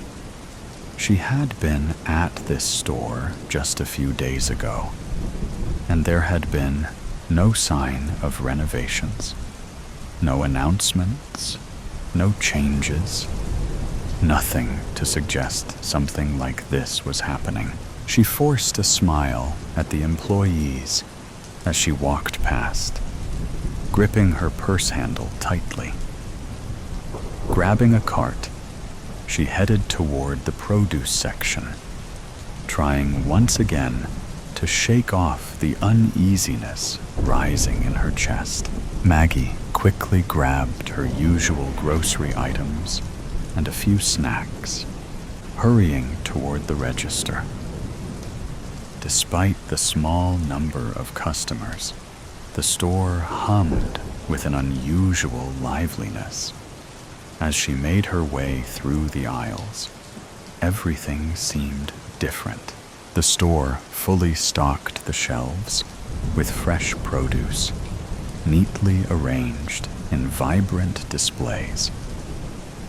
Maggie couldn't believe what was happening. This wasn't just a grand reopening. It felt like an entirely new store. Yet, everything looked exactly as it always had.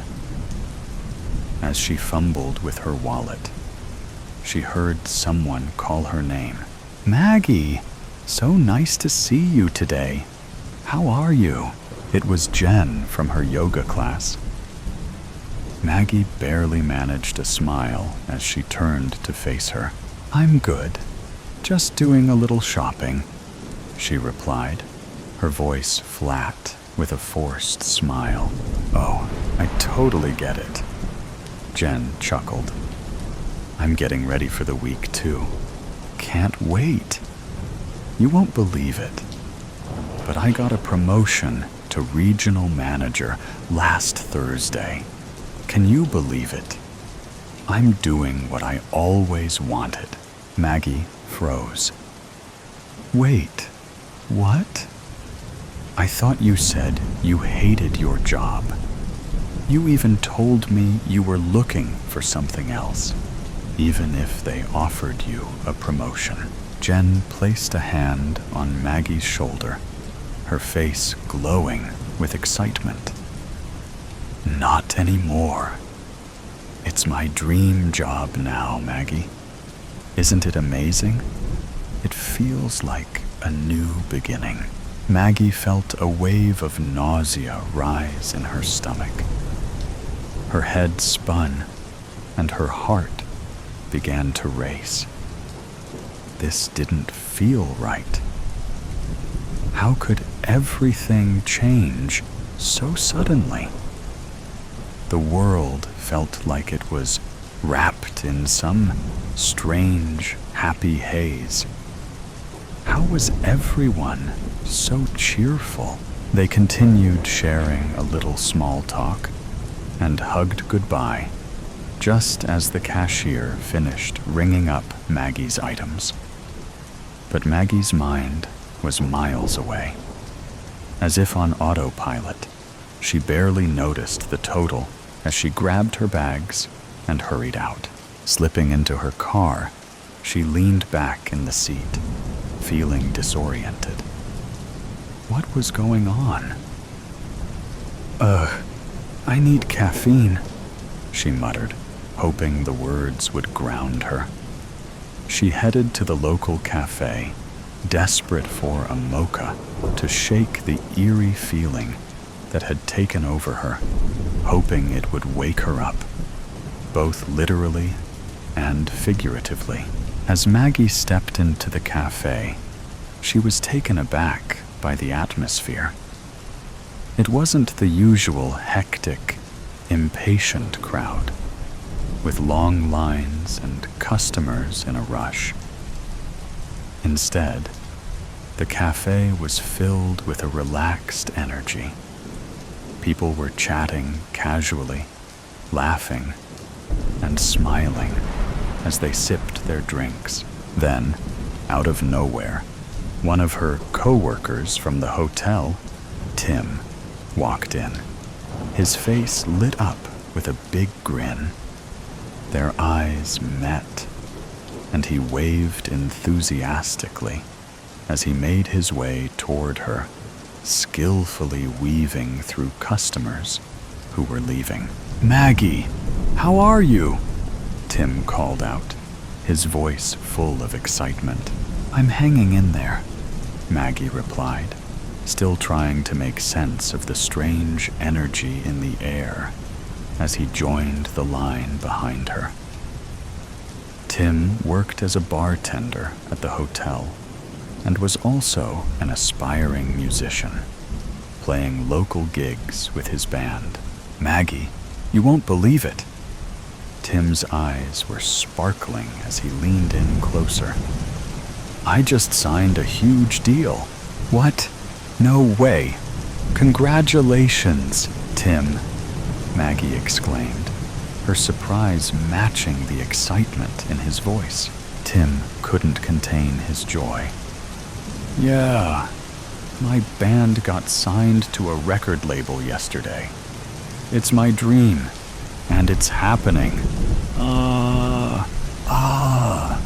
Maggie shouted along with him, her mind still on guard. As Maggie picked up her mocha and exchanged goodbyes with Tim, she slowly made her way to the cafe door, still trying to process what she'd just heard.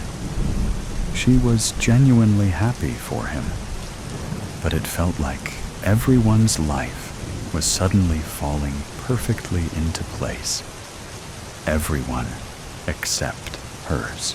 She stepped outside into the warm air, the cafe's artificial ambiance fading behind her. As her foot hit the pavement and the fresh air brushed her face, a shiver ran through her, a silent reminder that something was wrong. The streets remained unnervingly serene. Everywhere she looked, people seemed to be exactly where they were meant to be. As she drove home, the familiar scene mirrored the one she had seen on her way to the store. She passed a man sitting on a bench, sketching in a notebook, his face radiating quiet contentment. A woman jogged by, her expression one of pure determination, as if every step brought her closer to her passion. Even the baristas at the cafe earlier seemed to move in perfect harmony, clearly in their element. It was as if the world had shifted into some perfect version of itself, where everyone had found their calling. Maggie's stomach tightened as she pulled into her driveway, the weight of the day settling in. The laughter, the smiles, the overwhelming sense of satisfaction. It all felt surreal and too perfect. She quickly collected her groceries and rushed into her apartment, her haven from the unsettling aura of perfection that seemed to envelop everyone around her. How could everyone else be so content, so perfectly aligned with their passions, while she felt like she was just existing?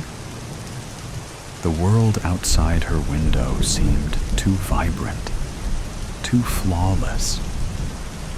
The more she thought about it, the more it felt like a carefully crafted facade, one that taunted her with its perfection, mocking her unfulfilled aspirations. After putting away the groceries, she glanced out the window and noticed the sky had darkened. Was it that late already?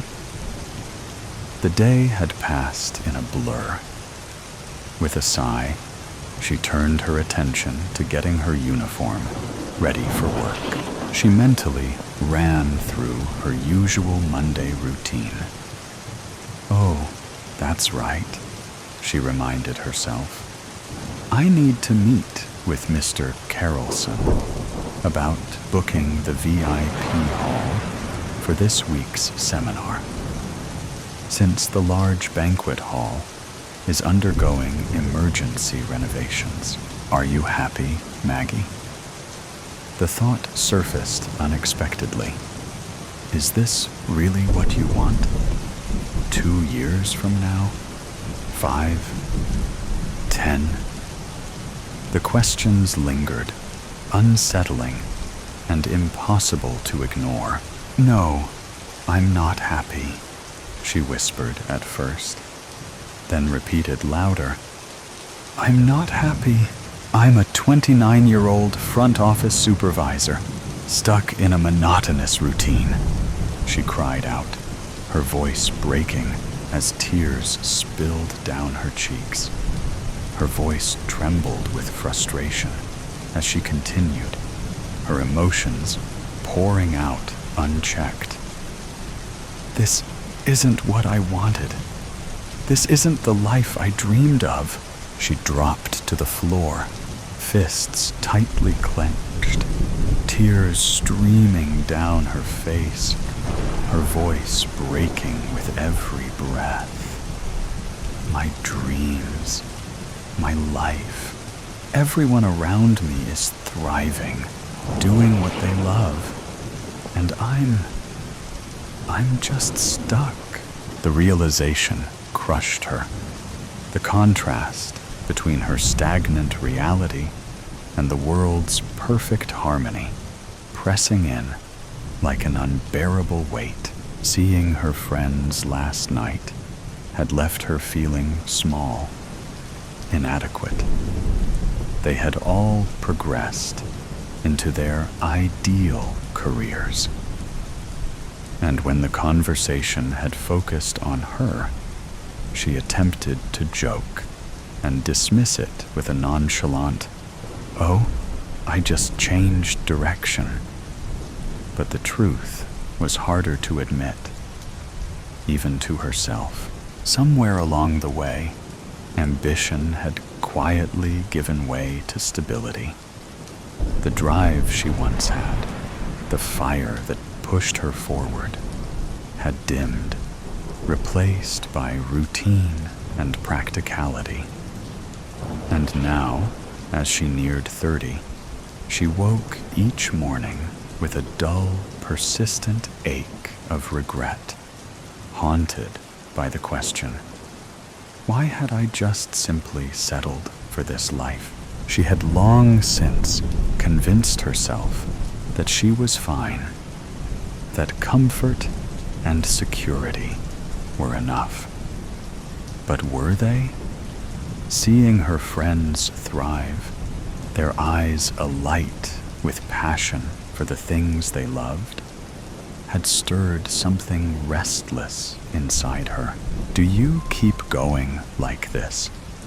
Waking up every day to the same boring routine, letting time slip through your fingers? Or do you finally take a stand, make a change, and pursue the life and career you truly want? The thought gave her chills. Change was terrifying, but an unfulfilled life was worse. If she didn't decide now, would she still be here years from now, trapped in the same cycle, suffocating under the weight of what-ifs? She took a deep breath, her heart pounding. The choice was hers.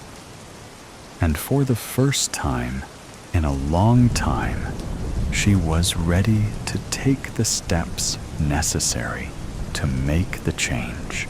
Maggie felt the weight of the day finally lift, the uneasiness that had clung to her dissipating. As she climbed into bed, a sense of determination settled over her. She was ready to embrace change, to carve out a future she truly wanted soon after she drifted to sleep. A loud, thunderous boom jolted her awake. Her eyes snapped open, blinking rapidly as she tried to gather her bearings. Rain pounded against the window, the storm outside mirroring the confusion swirling inside her. Half asleep, she reached for her phone. The screen lit up. 5:34 a.m. Sunday. Squinting, she frowned.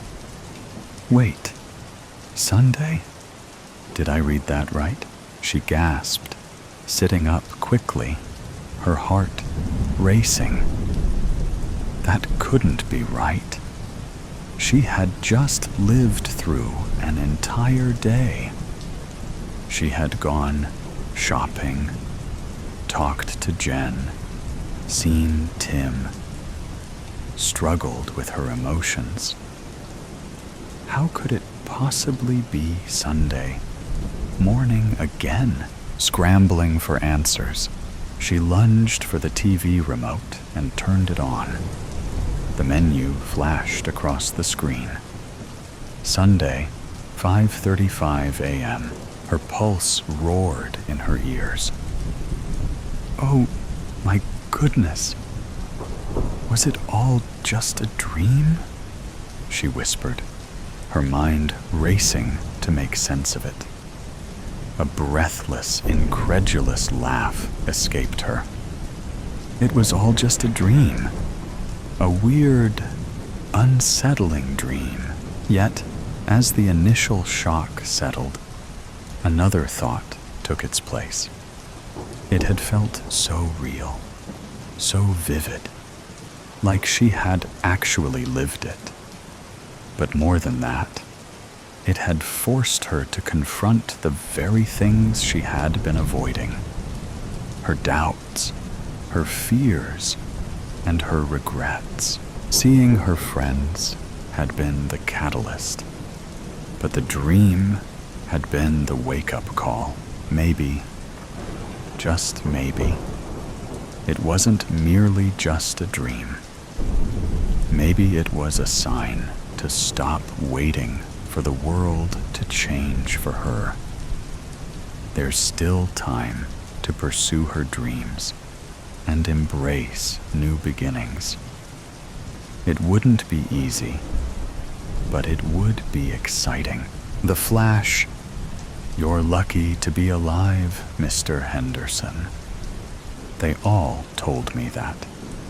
Every doctor, nurse, and specialist that came into my hospital room. God, I remember that much. And they weren't wrong.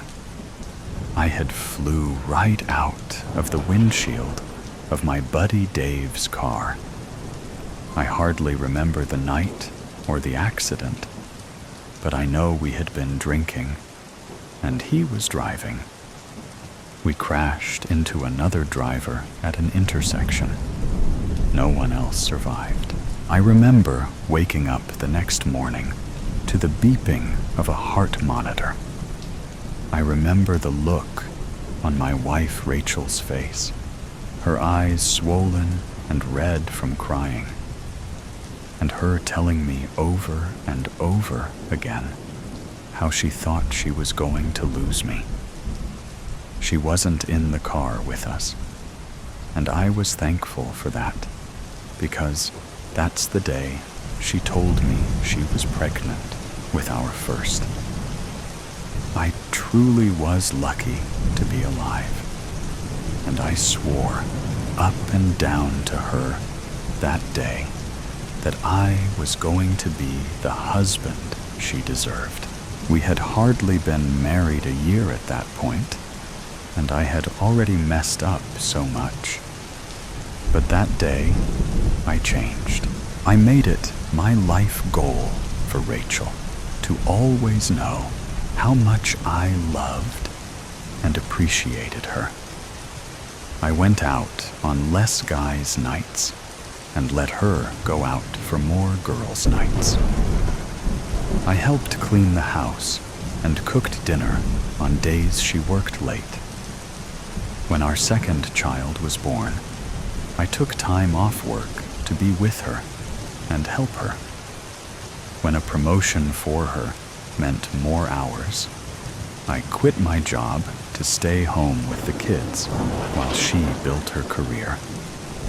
And I loved every minute of it. Watching the kids grow up into people gave me so much joy. I knew how lucky I was. But when Rachel would come home after a long day to a hot meal waiting on the table for her, and hearing her say, "How did I get so lucky, Sean?" Nothing beats that. My family meant the world to me, and anything I could do to make their lives better made me happy. When the kids, Leah and Robbie, got a bit older, and both were in elementary school, I decided it was time for me to go back to work. I took a job in construction, building things with my hands. Work I could be proud of. It paid off, too, because over the years, I was able to renovate our own home. It was a slow process, doing it myself, one room at a time. At one point, I was sure Rachel was going to divorce me.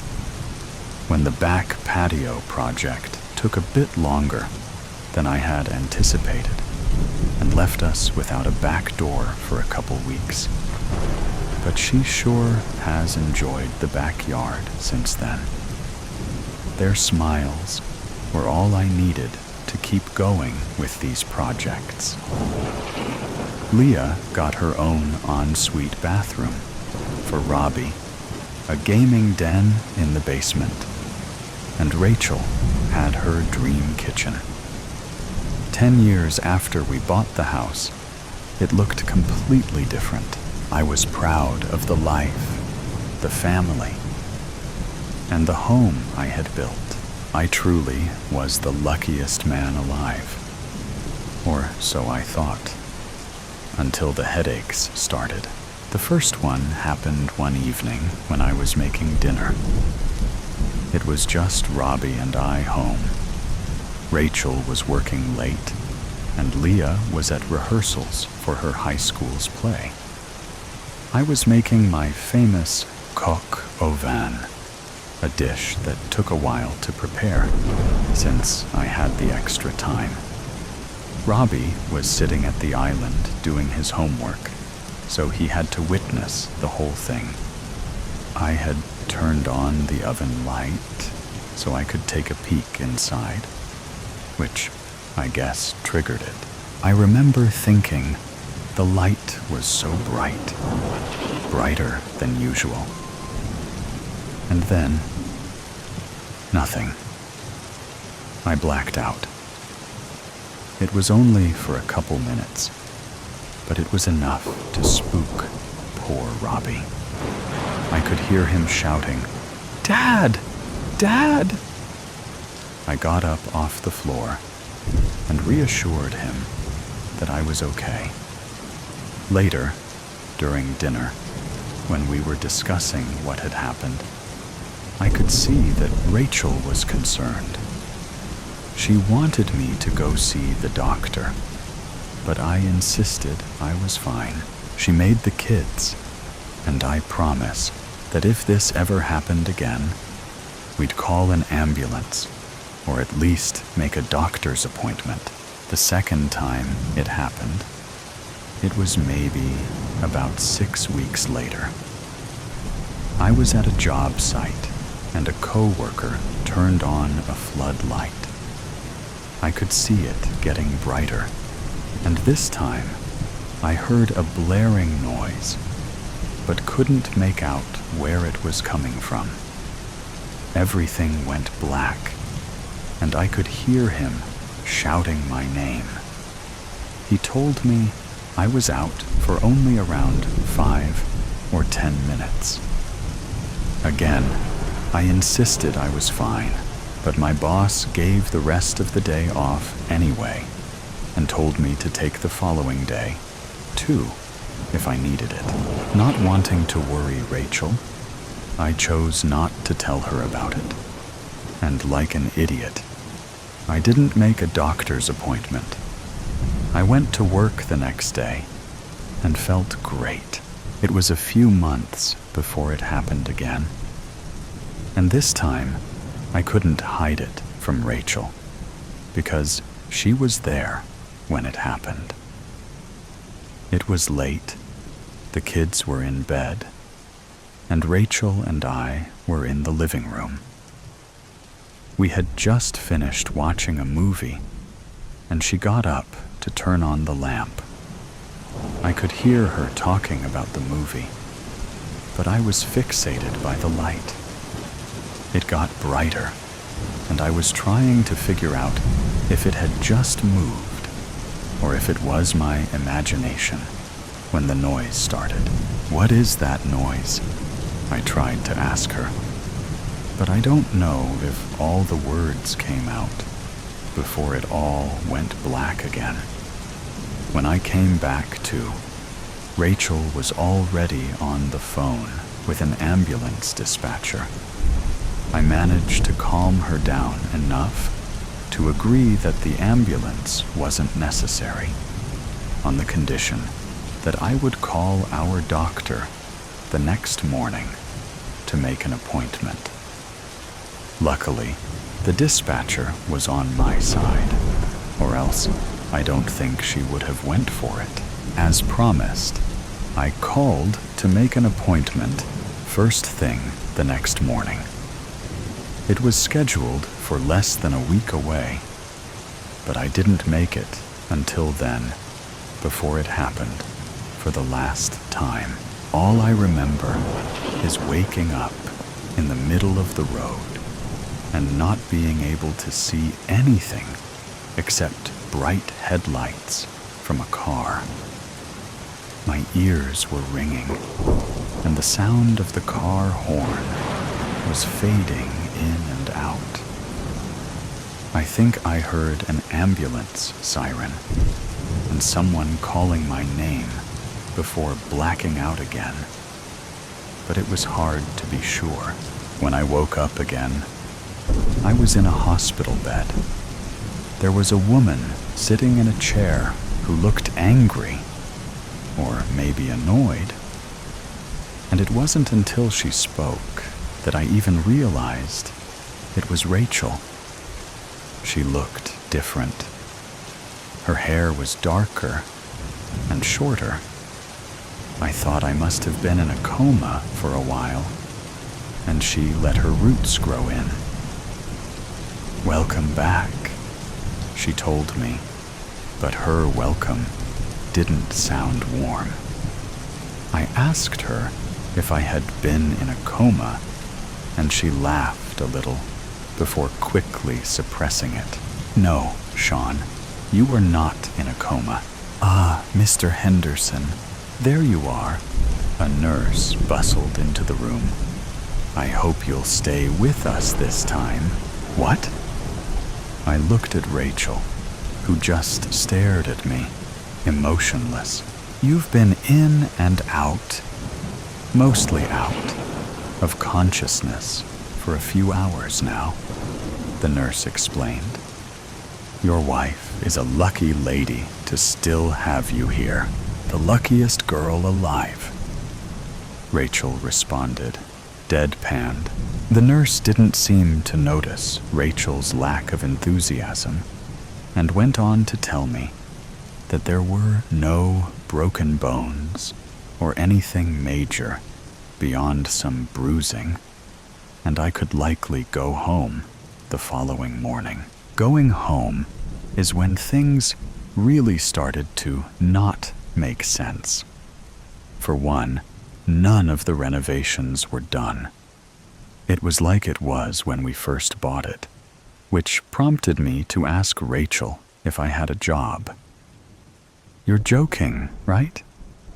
She laughed but didn't answer the question. I was starting to wonder if I had somehow traveled back in time. But my hypothesis was debunked when Robbie came in the front door. He looked about the same as I remembered, except that there was about another 20 pounds of him. He asked Rachel if she could drive him to hockey practice. "You play hockey?" I asked him. Yeah. Mom told me about your accident, but said you were okay. You don't have amnesia or anything, do you?" No, not to worry, Robbie. I'm doing fine.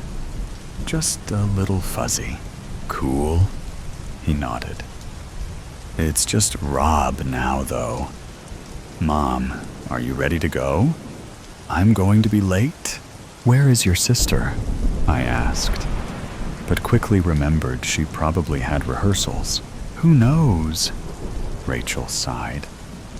"Probably off with that scumbag boyfriend of hers again. I hate that kid's face. He's such a loser. I don't know what she even sees in him. Let's go, Rob. Boyfriend. I mumbled to myself as the door closed behind them, leaving me behind in a house that didn't feel like my own. What kind of alternate reality am I in? Am I dreaming? Is this a prank? When no one came out from behind a fake wall with cameras, I decided that it was not, in fact, a prank, and that I needed to look to information, clues, something to tell me just what in the heck was going on here. It was getting dark, and I hadn't found anything except our legitimate birth certificates, tucked away in an old photo album. Some memories I had, and others I didn't. I decided to cook up a quick pasta for everyone, but Rachel and Robbie, or Rob, stopped for burgers on their way home, and Leah didn't get in until hours later. When I asked her where she'd been, she just gave me a look and went upstairs. "Why didn't you back me up?" I asked Rachel. "It's not worth the energy to argue with her," she responded without looking up from her phone. "I went for a walk to try to clear my head, which didn't work. And when I came back, Rachel was already in bed. I don't know if she was sleeping or just pretending to not notice when I slid under the blanket beside her and said goodnight. In the morning, I got up before everyone else and made breakfast, a feeble attempt to make things normal. Robbie, or Rob, was the only one who seemed to appreciate it. "Oh, sweet," he said, loading a plate with enough bacon, eggs, and pancakes to feed an orphanage. Leah nibbled on a piece of toast, and Rachel just sipped her coffee, looking unimpressed. "Okay, off to school. I can't drive you today. I have a meeting." Again, Mom," Leah whined. "I hate public transit. People who take the bus are disgusting. If you want me to take you, then we have to leave now." "I can take you," I offered, feeling semi-confident in my ability to drive during my current confused state. How are you going to drive if Mom has the car?" She narrowed her eyes at me. I hadn't given any thought about whether I still had my truck. Trying to ignore her attitude, I changed the subject. "So when is your play?" I didn't miss it, did I? What play? The one you're in at school? What is it again? Annie? Or was that last year? It's Matilda this year, right? Oh, you mean the school's stupid play? I know you. Like, hit your head or whatever. But you seriously thought I'm one of those theater nerd kids? She tossed her half-eaten toast on the table and walked away. I'll be in the car. Good one, Dad, Robbie said, shoveling the rest of what was on his plate into his mouth with a fork. You get in the car, too, Rachel told him, pouring her coffee into a travel mug. Robbie grabbed his backpack and headed out. Wait, I called after Rachel before she left the room. What is happening here? Everything is different, but no one else seems to think so, and you don't even seem upset that I was just in an accident. She rolled her eyes. Upset? I was upset the first time, Sean. But I'm on to you now. If you want to leave this family, then do it. But don't tell me that I'm the one who's different. And for God's sake, don't be such a coward. What are you talking about? Now I was really confused. What do you mean the first time? When I was in the accident with Dave, before the kids. You weren't in an accident before the kids were born. Oh my God, I can't do this again. Right now, I'm going to be late. She turned to leave, but I grabbed her arm. Tell me, I demanded. You really don't remember? She scoffed. I loosened my grip, and she jerked away from me. A couple months ago, you started talking about going back and drove our car into a tree. Seemed like an accident at the time, but now I can see you were really trying to off yourself. Pretty sure that's what this is all about now, too. I just blinked at her. I didn't know what to say or think. She straightened her jacket and lifted her purse over her shoulder. Look, Sean, I don't know what's going on with you, and frankly, I just don't have the energy anymore. You need to get help. You think you aren't where you're supposed to be, and I get that. I do. But you have to accept that this is your life, and it's what you make it. She sighed heavily, and I could feel her exasperation. I don't want you here anymore, she continued. Please pack your things up. I have a really long day today, and I don't want to see you here when I get home. I don't care where you go. I don't care if you kill yourself. I just want you gone. And that was it. Just like that, she walked out the door. I heard the car start and drive away. I stood there. I don't know for how long, trying to process what little information I had from that brief interaction. I couldn't make heads or tails of any of it, but I knew one thing for certain. I had to get back to Rachel, and my family. High hopes in the rain. Sitting in a chair in the living room.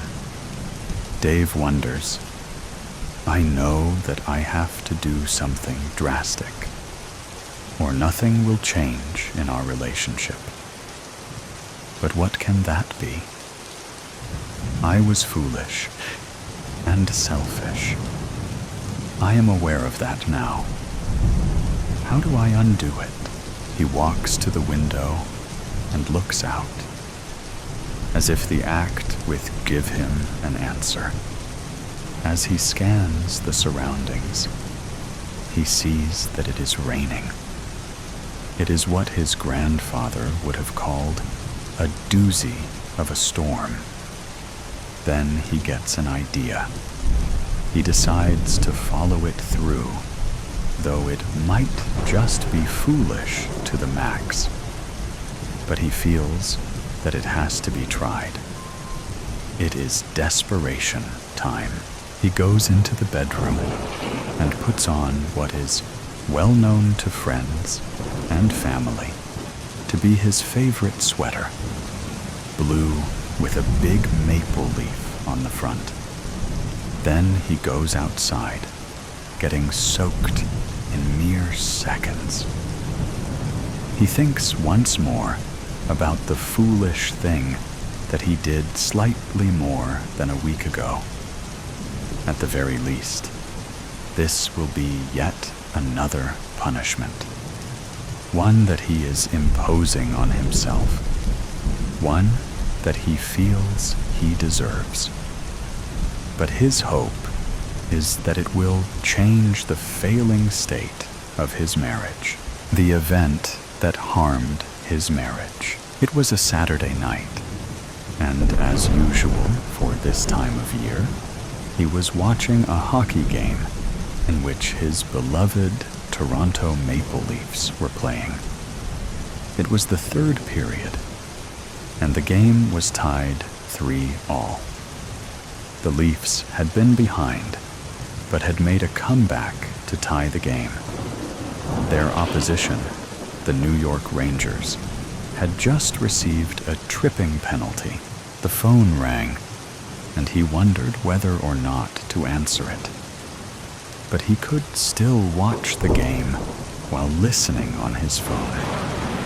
It was his wife, Eva. She had been out to watch a movie with her best friends. They lived on the other side of town, so they were taking a bus to go back home. For her, there was an hour-long walk. There was no bus that would take her home. She did not feel like walking, as it had been a long day for her. And there were some thick clouds approaching where she was standing. She asked Dave to pick her up at the theater so that she would not have to walk home. His reply was definitely not what she wanted to hear. He told her that he was watching the Leaf game, and it was tied in the third period, with the Rangers just getting a penalty. He could not possibly abandon the game at this stage. She was stunned by his response and ended the call on the phone. She did so with anger and energy, banging her phone on her upper leg. Both of them knew that there was no bus that went near to their home. When she went to call a taxi cab, she discovered that her phone was no longer working. She would have to walk. And as she did, the expected rainfall began. Very heavy it was. By the time she reached home, she was completely drenched and very, very angry with her husband. Her first words to him when she finally arrived at their home was, "I think that you prefer your beloved Leafs to me. I hope that they lost." He was going to say that they won 4-3, something that he had jumped up and cheered about at the time, but was astute enough not to do so. When he looked at her drenched person and angry face, he knew that he was in deep trouble. The next day, which was Sunday, they barely spoke to each other. And when dinner time rolled around, and he asked her whether they might go out to have dinner in a local place that they both liked, her only reply was, "I guess there was no Leafs game tonight, or you would not have asked me. I'm making my own dinner tonight, and you can make your own damn dinner." Over the next few days, there was little said between them, other than the bare necessities, barked out in very short sentences. This is what had led him to the desperate gesture of going out in the rain while wearing his maple leaf sweater. He knew that she would soon to be in the living room as her favorite television show was on. The television had its back to the window, through which the front yard could be seen. She came into the room and turned on the television. Dave felt that she would eventually be seeing him and his soaking wet treasure. A few minutes passed by, and she did not appear to see him, so he walked towards the window until he was only a step away. He wanted to knock on the window, but decided against it. After about 10 minutes, she stood up. He reckoned that there was a commercial on, and that she was going to the kitchen to get something to eat or drink. He had heated up a frozen pizza for his own supper, and had eaten it alone, as he had done every night since the Saturday of her drenching. When she returned to the living room, a glass of wine in her hand, she suddenly saw him, wet sweater and all. She put the glass down and walked towards the window. Knowing him well after 5 years of marriage, she recognized one of his symbolic gestures. The fact that he had worn his leaf sweater while out in the rain had meaning that she clearly understood. She went quickly to the front door, opened it, and in a friendlier manner than she had used in speaking to him in days, she shouted out to him, "Come in right now, you moron," an affectionate term shared between them. When he came inside, she said to him, "I would hug you, you moron, but I don't want to get wet. Take the sweater off so I can put it in the dryer, and put something dry on." He stripped off the soaking garment and handed it to her. She grabbed it and took it downstairs to the dryer. He stood there, half naked, with a big smile on his face. When she returned to the living room, she returned his smile with a smile of her own.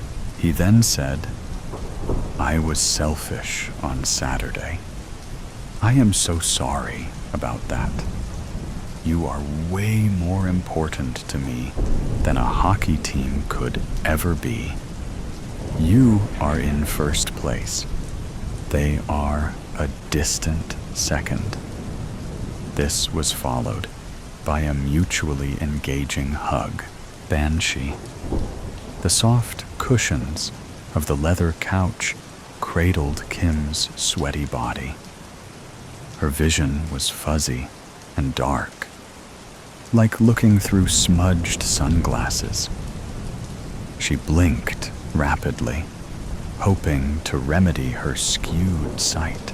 Then she heard voices, male and female. "Yes, I did call 911. She needs to get better mascara. There's no way that was mascara." Kim recognized those voices. She must be on the couch in her office. But why? Well, what could it have been? Never heard anyone scream like that before. "I know. It was unnatural. She must have had some kind of seizure. Yeah, it seemed her dog sensed it was going to happen. Oh, definitely. Don't worry, Kim. I'll take care of Groot while you're at the hospital. You won't believe this, but I had my first hot flash last night. It was so disgusting. Kim wasn't sure if that was TMI, but she was the broker and founder of this real estate firm, so she had the right to say whatever in the hell she wanted. However, she did find it uncomfortable to talk about. She just couldn't stop thinking about last night's sweat fest. When did you have your last period? Shelley asked. Kim scanned the faces of the 12-member team of real estate agents gathered at the conference table. Mostly men. Men didn't want to talk about this crap. Kim had never felt comfortable talking about female plumbing issues either.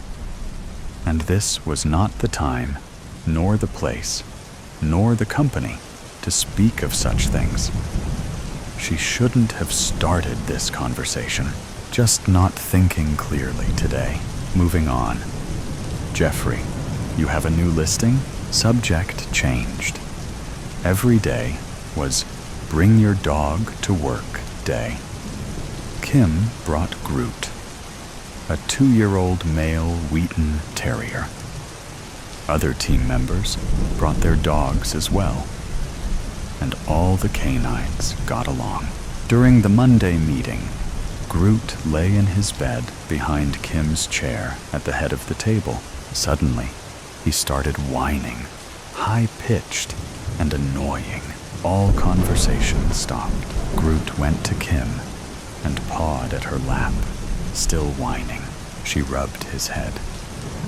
What is it? What's... Kim sucked in a loud breath, stood straight up, as if her spine had instantly become a metal rod. Then she started a low, guttural growl. She began to drool, long strands of saliva slinking from the corners of her mouth. People gasped. Kim faced the table, placed her hands on it, and crawled on top. She sat on her heels, stretched her torso and arms forward, and pointed at Jeffrey, who was seated at the other end of the table. Her index fingers were side by side, lips parted, teeth gnashing. Kim let out a shriek that had the agents covering their ears. Thick, black tears oozed from her eyes, made mad streaks down her ruddy cheeks, and dribbled onto the table like globs of old motor oil. All the dogs in the building barked. Most of the agents sped from the room. Jeffrey plastered himself against the wall behind his seat and stared at Kim, his eyes and mouth wide open. The shriek lasted for at least 60 seconds. Kim collapsed onto the table. At the hospital, Kim was informed that her scans were clear. The results from the cultures of the tears would take a few days to come back. The doctor had no answers for her regarding the shriek. She stayed overnight and then went home at 10:25 a.m. Kim had just put on pajamas and was ready to relax when she received a phone call from Shelley, one that put her in a fetal position.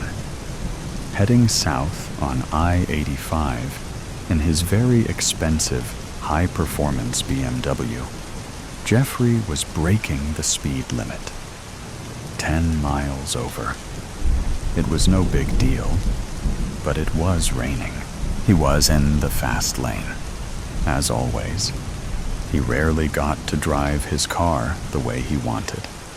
It could go from 0-60 in under 3 seconds. Jeffrey eyed the long stretch of asphalt ahead of him and listened to Hush by Deep Purple, as loud as the car's sound system would allow.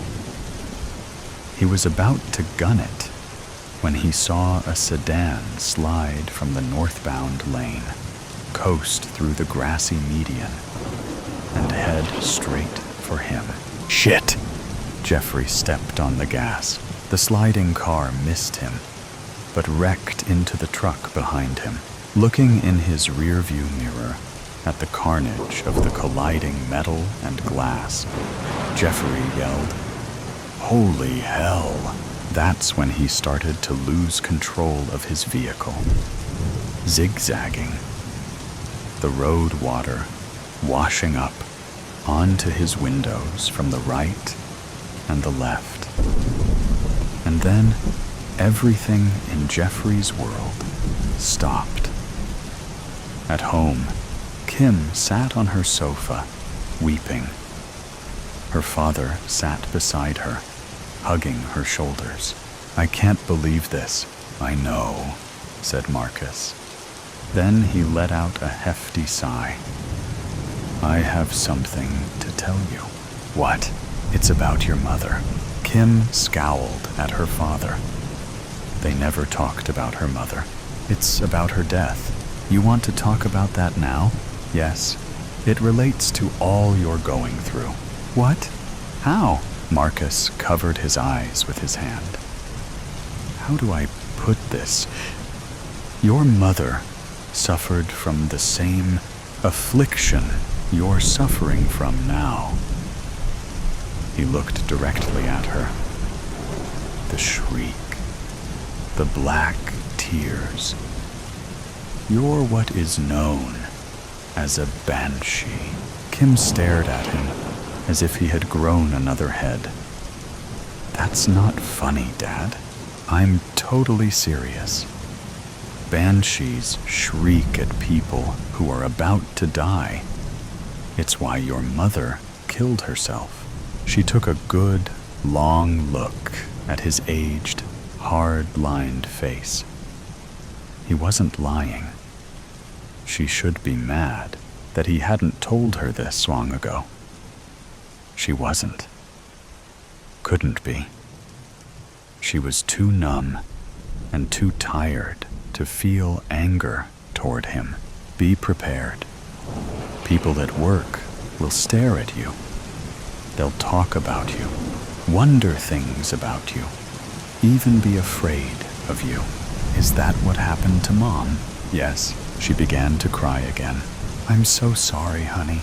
After 10 minutes of weeping, Kim drank the hot tea her father had made. Groot went to her and sat beside her on the couch, which reminded her, "Dad, Groot whined at me just before it happened." "Yeah, nearby animals can sense the episodes before they happen. Don't know why. I've done a lot of research, but haven't determined why that happens." "What all have you discovered in your research?" "Well, that only women are banshees, that it starts at menopause, that you'll be a banshee until you die." "Fantastic. Didn't you know this was going to happen to me?" "We hoped it wouldn't. Your mother's mother said it might skip a generation."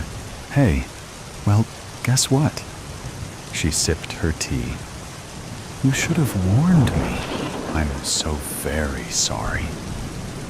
Marcus kissed his daughter's forehead.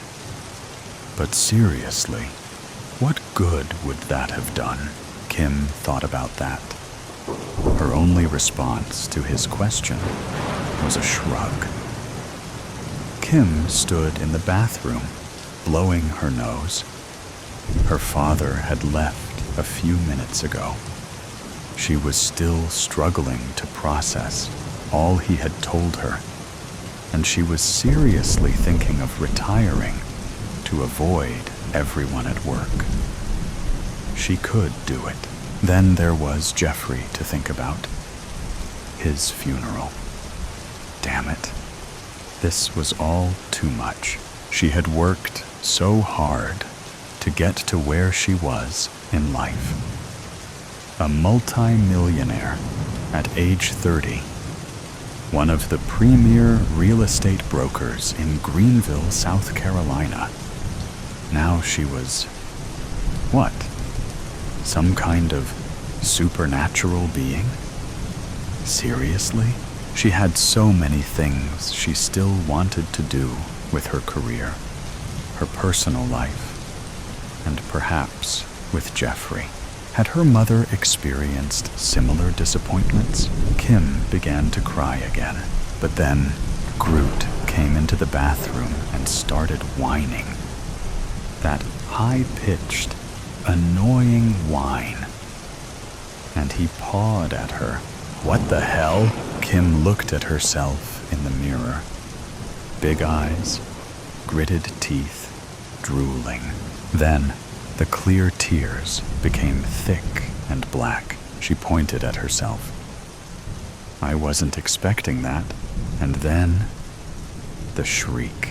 Neighbors. It's been so peaceful without tenants in Unit 37. Something about that apartment always attracts such surly people. Loud, rude, unneighborly. This used to be a community. Now it's more of a ghost inn. I liked going to the market first thing in the morning on Thursdays. That's when they deliver the fresh weekly stock, and all my favorite vendors know to save me their best batch. I didn't used to be able to afford this. Strange to think how now that I don't go to work, I am able to spend all this money. But life is in the little things, in plump figs, rich greens, and tomatoes that smell of being grown in sunny gardens. It's opportune that the school gave me paid leave, just like they did with the teachers. I thought they would send me to work in the next county while the school was renovated. I guess funding was improving. I cleaned up after dinner, freshened up, and went to bed. Or rather, the couch. I've gotten used to sleeping on it after long shifts, having to waitress for a while after work. Ends required meeting for a time, and I would just crash in the living room. Nowadays, it's more comfortable than ever, like a warm cocoon, ready to wrap me up, safe and sound each night. I finally slept like a baby. Then there was a bark, suddenly, in the middle of the night. Loud, sharp barking of a dog. It sounded so close, I thought he was right in the room with me. A cold chill ran throughout my body from how much it startled me. I felt my heart go cold. Must be what a surge of adrenaline feels like. I would have thought it would be a hot flash, but I felt frozen. Listening more carefully, I realized it was coming from Unit 37. I didn't see anybody move in. Why is there a dog? Am I hearing it wrong? Drowsiness was overtaking me again. Once my body realized it wasn't in imminent danger. Maybe it's for the best, I thought, and laid back down to sleep. It was a sunny August day. I've gone to feed the ducks at the park pond. It was only 10 a.m., but the heat was already scorching. Right at the entrance of my old derelict-looking building, I've come across them. Two strong men in white polo shirts, carrying boxes inside. Movers. I didn't speak to my neighbors. Or they didn't speak to me, really. It's useless being friendly to faceless people who look through you. Everyone has enough on their minds to care about anybody else if they can help it. So I don't know anybody here anymore, and I don't mind if it stays like that. At least there was no ruckus. Nobody made problems. I can live with that. As I climbed the stairs to my 4th floor, I saw that my assumption was right. There were a few empty units that anybody could be moving into. Of course, it had to be the Unit 37, right next to me. Then I heard it again. The piercing noise. Barking. Their door was open. The movers going in and out, diligently filling the space, I presume. And my mind seemed to fill just the same. Who were these people? Will the dog bark now, all the time, and disturb my peace? A young woman, maybe late 20s, with wavy brown hair appeared, with the dog on a leash, instructing the movers how she'll be back soon. She gave me a curt nod and swooshed beside me. All right, just the girl. Maybe she's a student or just a young woman finding her feet on her own. If the dog keeps being loud, I'm sure she won't mind if I talk to her about it.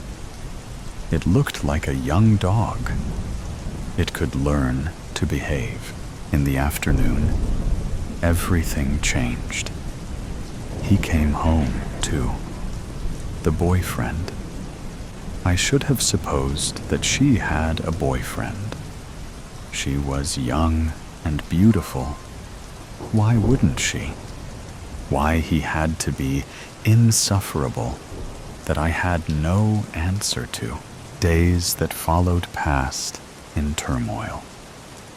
I am aware it sounds like an exaggeration. They had the right to move in there. They had the right to make life noises, to be. I was the one who had to endure it. I heard every step, every clink of the silverware, every bathroom visit, the TV, and the bedroom. And most of all, the arguments. I had the urge to go to the hardware store and ask to have my walls insulated. I think I could even afford it, but I kept thinking it would be too extreme. They were just a messy young couple. Nobody is perfect. I just wish I didn't have to witness it. On top of everything, it was the dog. If it wasn't for the dog, I think I could have gotten used to the other noises. But the damn animal barked all day and all night. Not all the time, obviously. Just enough to constantly remind you he was there. That they were there. What bothered me the most is that nobody seemed to care at all. As if nobody else in the entire 5-story building with over 30 units could hear him, except me. Did nobody else wake up at 3 a.m. each night when the damn thing shouted? That's how it sounded like, as if he was shouting at someone. Sometimes I had a feeling he was angry at the boyfriend, which is when I sympathized with the animal a bit. I, too, sometimes want to bark at the vile man. But who was he mad at in the middle of the night? When he barked at those times, it felt like he was angry at me, and I hated him for it. It was a Thursday. I have just gotten back from my farmer's market stroll. I never knew when they'd be home. They didn't seem to work a normal job. They'd be home at odd hours, and then gone at even stranger ones. Did they even work at all? Who paid for everything? They never seemed to argue about money. I could hear shouting from the corridors, climbing the stairs. The smell of weed was forever permeating the inside of the building. I detested the smell, but it was simply one more thing I just had to accept and learn to live with since they moved in. I've called the police 12 times in total so far. Loud music, partying, drugs, the dog. The police would come. They would get quiet and not answer the door. The police would leave. That was the extent of the law protection this country provided. Not that I put my faith in them. It was simply the only thing I could do. I tried ringing them, hoping to talk. He would curse at me through the door, and I would run back to my apartment. It was cowardly. At least that's how I felt when I did it. I just don't know what else to do. My entire existence was upended by them. They consumed me. My every waking moment, they made me think of themselves. They woke me up to remind me they were there. I had no escape, no peace, and there's always the dog. Sometimes I think he must feel the same way I do. He too is trapped with them. He can't leave. He can't even pee if they don't feel like getting up and taking him outside. One time, I heard the boyfriend hit him. He must have done his business inside. I pitied him, and I hated him all the same. Today, the dial got turned up a notch. Maybe the pot of gold they've been living off of had run dry. Maybe she cheated. Maybe he had built enough frustration to take it out on her as well. Plates were shattering as I quickly unlocked my door. I dumped my things in the kitchen, and without thinking, on instinct, went to call the police. That's what I was hurrying to do, without even realizing. As it was ringing, I could hear her cry and beg him to stop. Stuff was flying, hitting walls and probably hitting her too. 911. What's your emergency? Yes? Hello? I'm calling about my neighbors. Ah, Ms. Mazzaro. Is it the dog again? Excuse me? You are Miss Mazzaro at Fair Corner 11, correct?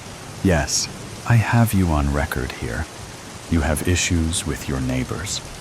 So I only asked if it was the dog again. Isn't that neat? No, it is not the dog.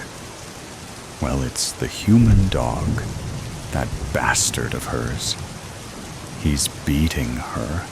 I can hear it through the wall. He's hurting her. There's stuff flying all right, ma'am. We'll send someone over to check on the situation. There is nothing to check. You need to hurry. He's hurting her. He could kill her. Do you hear me? Yes, ma'am. I've already told you. I've sent someone over. Just sit tight. and try not to worry. He hung up the phone, besides a few doors opening to snoop, and promptly closing when their suspicions were confirmed. Nobody did anything. He continued to scream and hit her. She continued to sob and mumble. Was she explaining herself? Begging? Soothing him? I couldn't tell. Not by her words, at least. I just knew. I didn't even realize I'd been sitting at my dining table, clutching the phone, listening, that 3 hours went by. I got startled from my stupor by the doorbell outside, and I glanced at the clock, noticing the time. That's how long it took them. They were at their door. I wonder what they'll do if he doesn't open the door. Will they just walk away like they did all the other times? The lock clicked a few times, and I could hear her voice.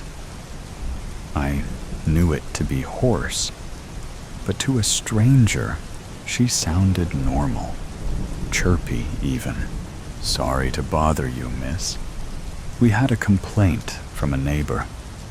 They heard some shouting. It seemed like they were worried for your safety. Is everything all right? Really? Oh my. Well, I'm fine. I don't know what it could be. Oh my God. Yes. Oh no.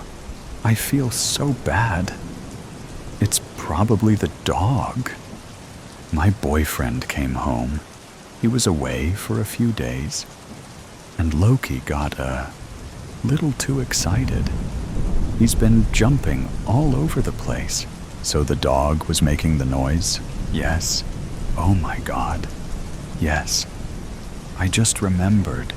He knocked over this vase right when Danny came home. Right, babe? Danny. I've never heard his name before. Doesn't suit him. He looked more like a Brad. Or Kyle. Hello? I thought it was the takeout.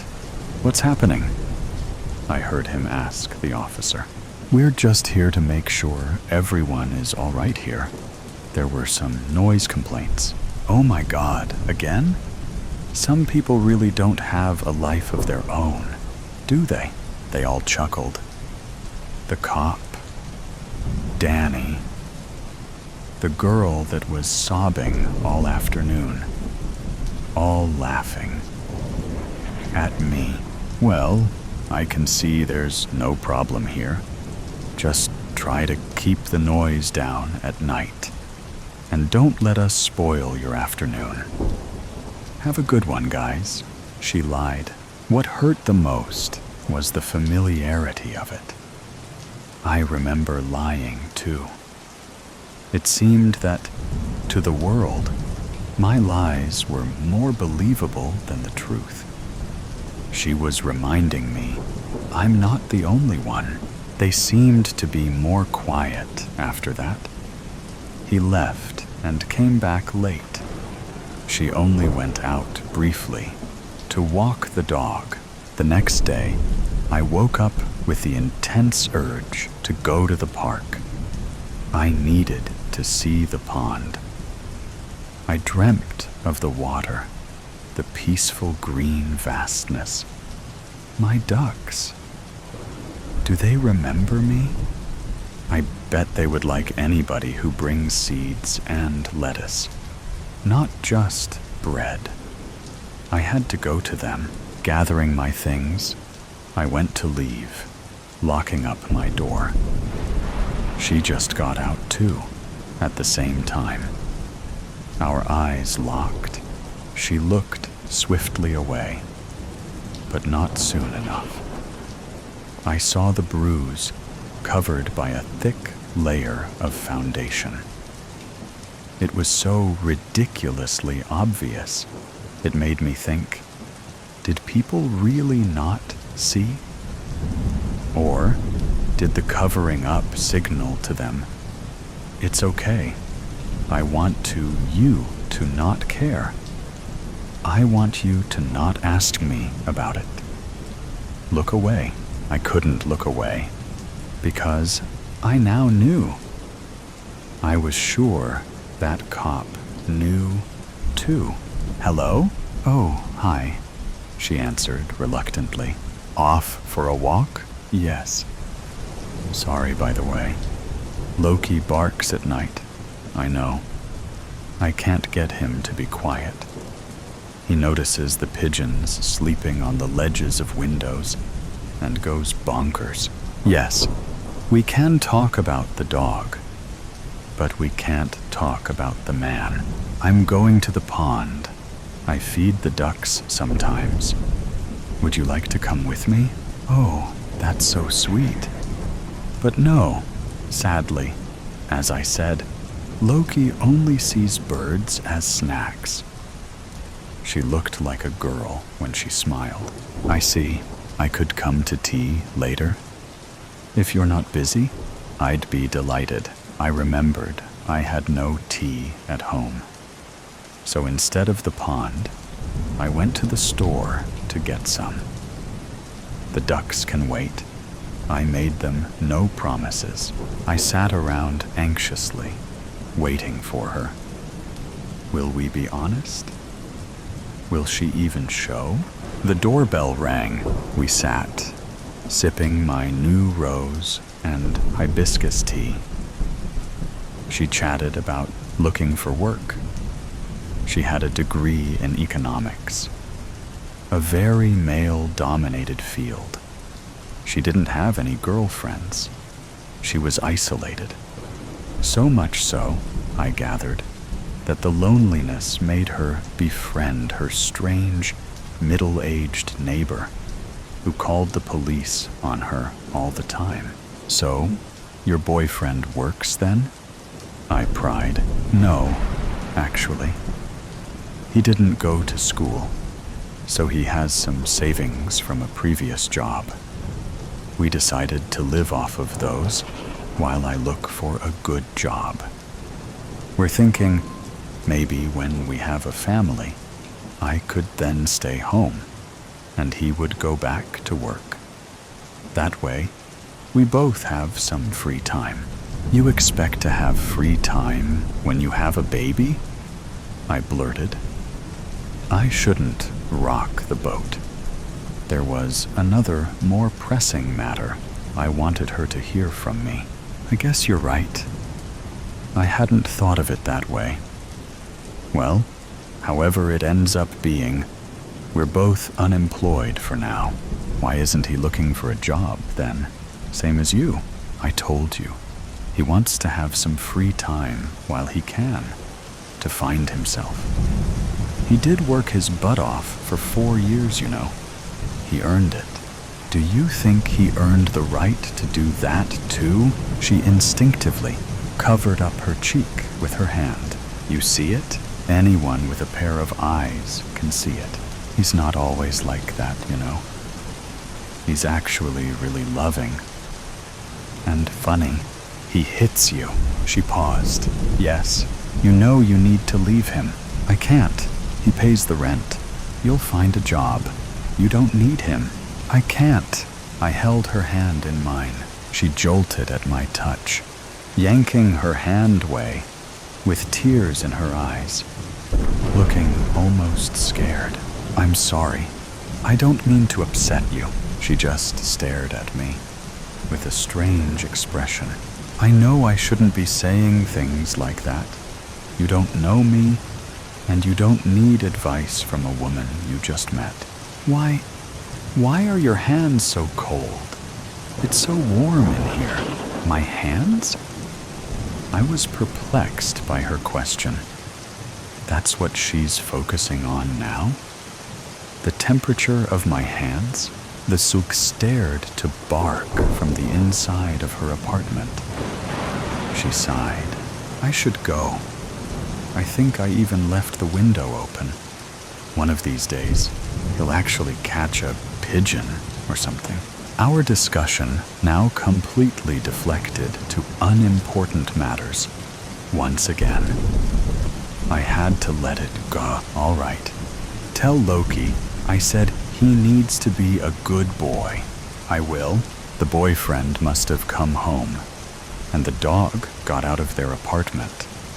Before he could catch him, he ran inside my own as she went to leave. Loki, come back. They both went after him. Loki made a straight line for the door of my bedroom, barking insistently and pawing at the doorknob. They almost dragged him away when he made the final jump, opened it, and nosed his way in. He barked and barked and barked. I felt like it lasted for hours. I just kept watching the two, standing at the wide open double door, not turning to me, not calming down the dog. They just stood and stared. I walked slowly closer, with each step being more certain of what I'll find. Peace overcame me. Relief. Joy. I cackled. Full chest, lungs, and heart cackle. It was real. It was. It happened. I did it. They jolted at the sudden noise, finally turning to me. What did you do? She stuttered. The two blackened, withered figures could be seen on the once pristine bed. The one on the right wore my favorite outfit, my green dress, and my mother's dragonfly brooch. Loki, no doubt, found his kindred, too, by the closet. I did what I had to do. Finally, for a time, I got to be free. Tears escaped her eyes. I'm so glad I got to meet you in the end, I told her. I took my bag. I prepared earlier this morning. Take care. I smiled. I think I'll go to the pond now. Yes, I'd like that. So today's story has come to an end. Or perhaps it never really ended.